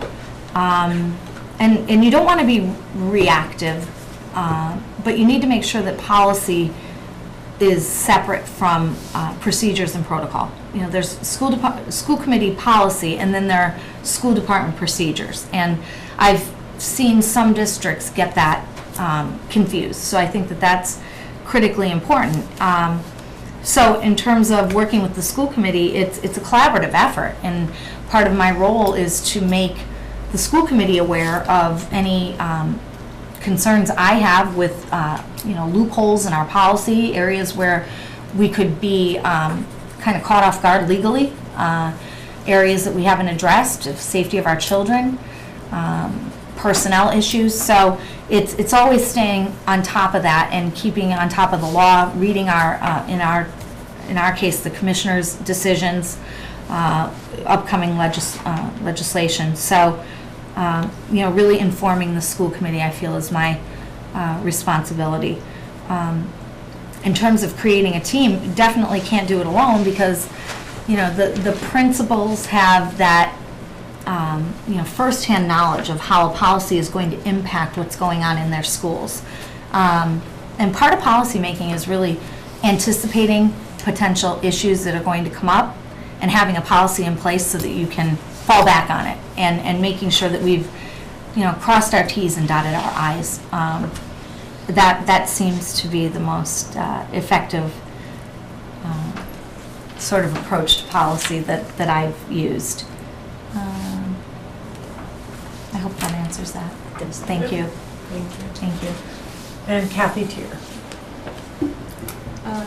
Why is it time for you to move on? Great question. And where would you like to take the district? Yeah, that's a great question. Let's see. Why is it time? You know, again, my mom being a former teacher, administrator, she's my go-to girl when I need to bounce things off of her. And you know, she said to me, the best time to look for a new home is when you're not unhappy in your job. So that's where I am. I'm not unhappy in my job, but this has happened to me every role I've had in education, from teacher to principal to now this role.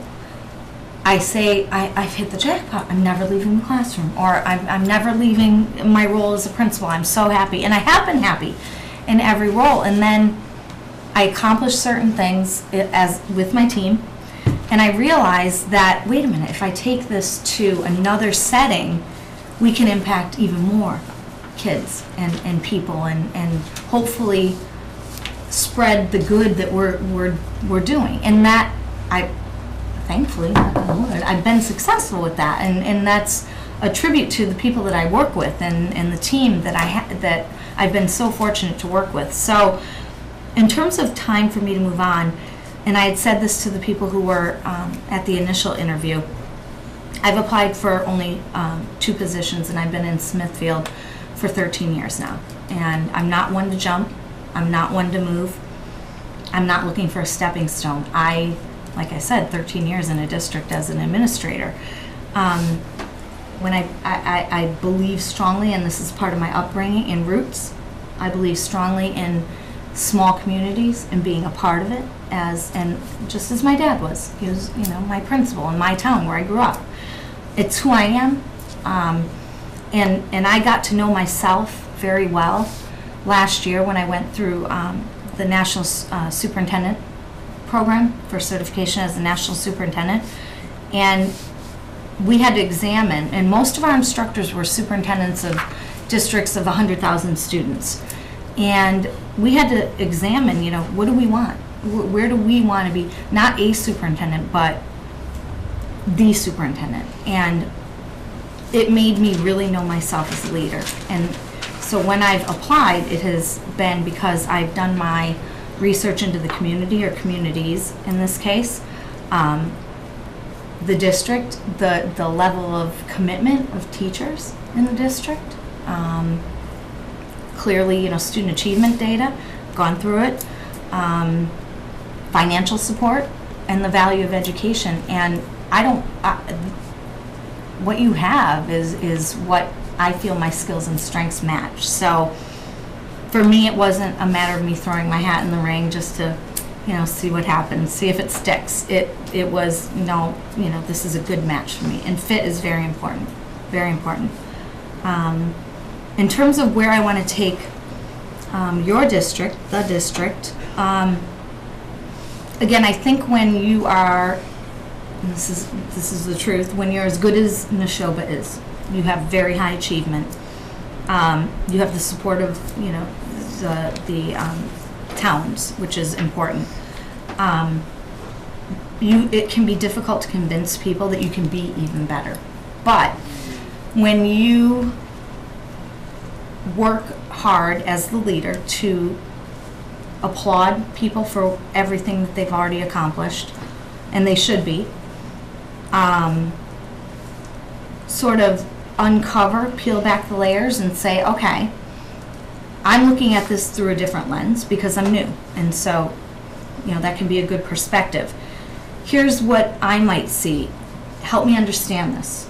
And I think it gives people an opportunity to really kind of look at their current situation. It's like being housebound. I watch HGTV, and you don't see that sock has been sitting in the kitchen for 3 days. It's like being housebound.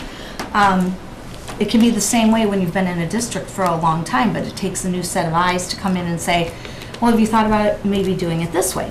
How do you think that would look? And it's, asking the right questions. So in terms of where I want to take the district, I want to take it to that next level. You're already high achieving. There are certain areas where we need to look at things. There, whether it be the students with special needs population and, drilling down to what do we need to put in place to help them be proficient in the areas that they're not. How do we move math scores up a little bit higher? So there's always going to be room for improvement.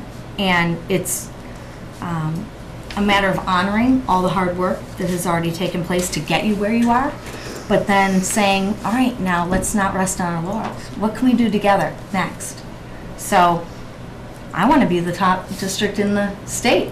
I want to be the top district in the country. So, but it's not up to the superintendent alone. It's everybody. So let's do it. That's it. Oh, last page. No. Hold on just a second. You have 15 minutes. I do. Oh. And you can ask us anything you'd like, almost. Okay. And almost. We'll try to answer it. We'll do our best to answer it. All right. Probably the question that you get asked the most common. But what are you looking for in your new superintendent in terms of longevity and goals? What are you looking for? I think I'm going to do the round robin because I'm not going to answer that one by myself. And if we could all just keep our comments to 1 or 2 sentences so we can get more questions in. Kathy? Okay. I guess a great leader, somebody who can inspire, and somebody who's just honest and wants to peel the onion and just do it together. And just, it's okay to make mistakes, it's okay to have weakness, and it's okay to celebrate all of our success, but just do it together. Nice. Awesome. I'm interested in collaboration and being able to speak about facts as they are, as they're found, and what can be done about them, and also creating an environment where everybody feels that they can as well. Excellent. Very important. That's that culture piece. I'll go last. Okay. I agree wholeheartedly with the two of them. I would just add, vision, someone who has vision and is able to communicate that vision, and values the student above all else. Absolutely. I think somebody who can inspire and lead in ways where people feel appreciated and heard, but also somebody who has the ability to tackle some of the hard issues. Kathy mentioned that we are very comfortable knowing that we've made mistakes, because then we can move forward from them. But I think that we are in the process of building the confidence and morale of the staff and all of the leadership, including ourselves. And so someone would need to know how to tackle that and manage it. Absolutely. Definitely. There's a great book that I read. Can I just, it makes me think of that. There's a great book I read when I was principal, and I would go to it all the time. And it's called "If You Don't Feed the Teachers, They Eat the Students." And it's true. You have to. And of course, it's written in sort of a very humorous way about recipes for honoring people and appreciating people, and it's a great book. You should, but it makes me think of that. You have to honor people and make them feel important, and they are important. Teachers matter. Everybody matters. So, I'm sorry. Go ahead. No. I've said this before. Looking for a rock star, someone who can inspire, that can work effectively with teachers, understand teachers' needs, principals, mentor principals, collaborative, not just throughout the district, but with all the communities, the towns. And in my mind, there's no reason, I mean, this is what we're all here for. It's for the kids in the community. And I think we all need to just get ourselves on the same page and realize that we are working, and to your point, we can always do better. I fully believe that, and that's important. Yeah, that unity is important, especially in a regional district. You have to work to achieve that unity, and that's something I think that's constant. It's a constant, I don't want to say battle, but opportunity for a superintendent. It really is. Excellent. And there's not much I can, oh, well, no, Lynn needs to sit down if she wants to do that. Thank you all, though. That's fine. Approachable. Would you like to sit in your seat? No, I don't want to cough through our. Oh, okay. And the only thing I could add to that is, I just want someone to come in, learn who we are, and that happens. Take calculated risks, understand where we're willing to go, because our communities are so supportive of our schools. Our town government is all three of them are so supportive of our schools. We have amazing teachers. We have everything we need to do what you just said, which is go right up here, and we will, but we need someone to come in that everyone can trust and help rebuild and build the trust. And that's really the key. Absolutely. And then, like you said, inspire. That's huge. Just So. get people excited about being here. We're lucky to be in the profession that we're in. So it's sometimes to be reminded and brought back to feeling appreciated and get that spark going again. Yeah. So, do you have any other questions for us? Because you have a lot of time left. I do. I have tons of. I've done, as much reading as I possibly could about what you're looking for, and what you feel are your challenges, and in terms of time for collaboration, and the contract. I've read the contract. I think I have a solid understanding, and I don't want to keep you here just to ask you questions. No, you want me to prod you a little bit? You can. Okay. Sure. I'll help you think about a couple of things.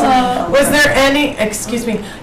there anything that you read that was like, I need more clarification on that? That's a great question. I've read a lot about the reorganization, and I've certainly studied the chart, and I've read as much as I can get my hands on in the news, the media, which you can sometimes, at least in my district, you have to filter some of that. But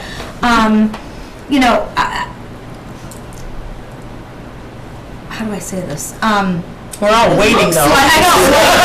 I'm not even hearing anything right now.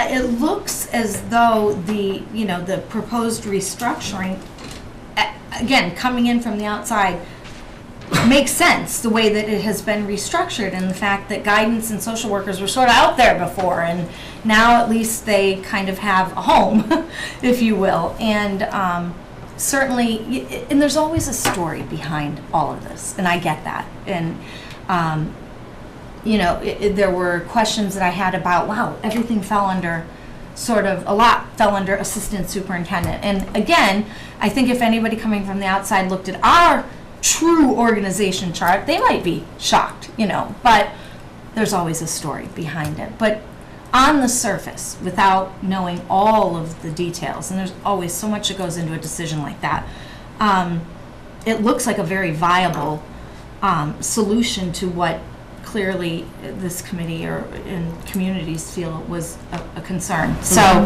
and again, I look at that and I say this is really a great opportunity to make some changes that will lead to more efficiencies and maybe greater clarity of responsibility and roles and goals. So I certainly hope I didn't open up a can of worms with that, but again, coming from the outside and just looking at the chart that I have, I'm going, well, this looks good. It looks like a good change, but there's always a story. I don't think there's a whole lot of controversy. I don't know if you guys would say, I don't think there's a lot of controversy. I think we're we all think that it makes sense given some of the gaps that we have. Right. It's taking people along, and when does that decision get made, and who makes it? Yes, and that fear well, you know, does this mean that I've been demoted? Or does this mean that I don't have, you know, certain responsibilities anymore? But again, I have to think about fit, and you guys think, you know, you think about fit and who would come in and be able to, you know, hit the ground running. And looking at the proposed alignment, I say, well, this is great. This looks like something that looks very viable. So Great. Anyway, I guess That was good. Yeah. Thank you. You gave us your honest assessment, and that's what we were looking for. okay, good. Does anyone on the committee have a follow-up question? And let me just make sure I don't get in trouble from Dorothy. We've Yeah. got 2 minutes, so maybe, unless it's a burning question, we've only got 2 minutes to give Ms. Morisseau an opportunity to wrap up. And if I go over, I'll get in trouble because I'll be Dorothy's sitting in the very back. Oh, is she back? Oh, no, I don't want, no, I mean, no, you take what you need, but I didn't want to cut my colleague off. Yes, Um, Mr. Darcy. But I think we're going to let you follow up. I think we're going to let you Okay. you wrap up for Okay, us. well, thank you very much for inviting me back, and it's been a very enjoyable conversation with all of you tonight. I hope that I've been able to shed some light on some of my experiences that I feel have prepared me well to assume the role of superintendent. I completely realize that as a committee, this is probably the biggest decision that you'll make as a team, and it's a very important decision.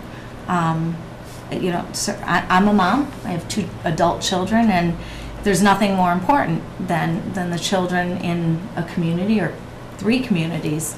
And so you want to be able to entrust them to someone who's going to be trustworthy, passionate, have some longevity, and be committed to your towns and your district. So that being said, I feel, again, I've said a lot about fit and matching and, you know, the fabric of who I am and my experiences and my upbringing. You know, you talk about roots, and I feel just driving through the 3 towns over the past few weeks, I feel a strong connection. I feel that you are in an ideal position to move your district to an even higher level of achievement for your kids, making your schools really the pillar of the community. And I would be honored to be a part of that, and to work with you and your teachers and staff and most importantly students. And I know that linking arms, we will do great things, and it thrills me to think about the opportunity. So I appreciate your time. I know it's late, and I know you have a late night tomorrow too. So Thank you so much. thank you. That was a great Thank wrap you. up. Oh, good. Thank you. Thank you. Thank you It was so a much. pleasure for to meet coming. all of you. Such nice smiling faces. Thank you. And I'm sorry if I cut you off. No, No, I apologize. You're off the hook. That's okay. Oh, thank you. I We'll hear take the that. hit from you. Thank you. All right, have a All great right, night. very nice to meet everybody. Thank you so much. Recognized your name. All right, thank you very much. Take Have a care. good evening. Thank you. Bye-bye, everybody. How are you? All right. Folks, if we go back to our agenda, I have a question for you. We're going to go back to our agenda, and we have on our agenda candidate discussion, but I want to ask you a question. Do you really want to have this discussion on these 2 folks, or would you like to table it to tomorrow when we have the full, had the opportunity to see all 4? I think that's probably a better way to go. Is everybody in agreement? All right. Then with that, Alita, thank you for organizing everything for us tonight. Dr. Bates, thank you for staying. And if I could have a motion to adjourn, you guys were awesome. Thank you so much. Tell me what time it is? 8:42. That's awesome. And maybe we'll put the clock back on the wall. I'll get a new battery put in it. Thank you. Mark 10 fingers. Can I have a motion to adjourn the meeting? Make a motion. Thank you. Please don't leave us. Thank you. Second. Neil seconded. All those in favor? Aye. It's unanimous. Tomorrow, 5 o'clock. 5 o'clock. 5.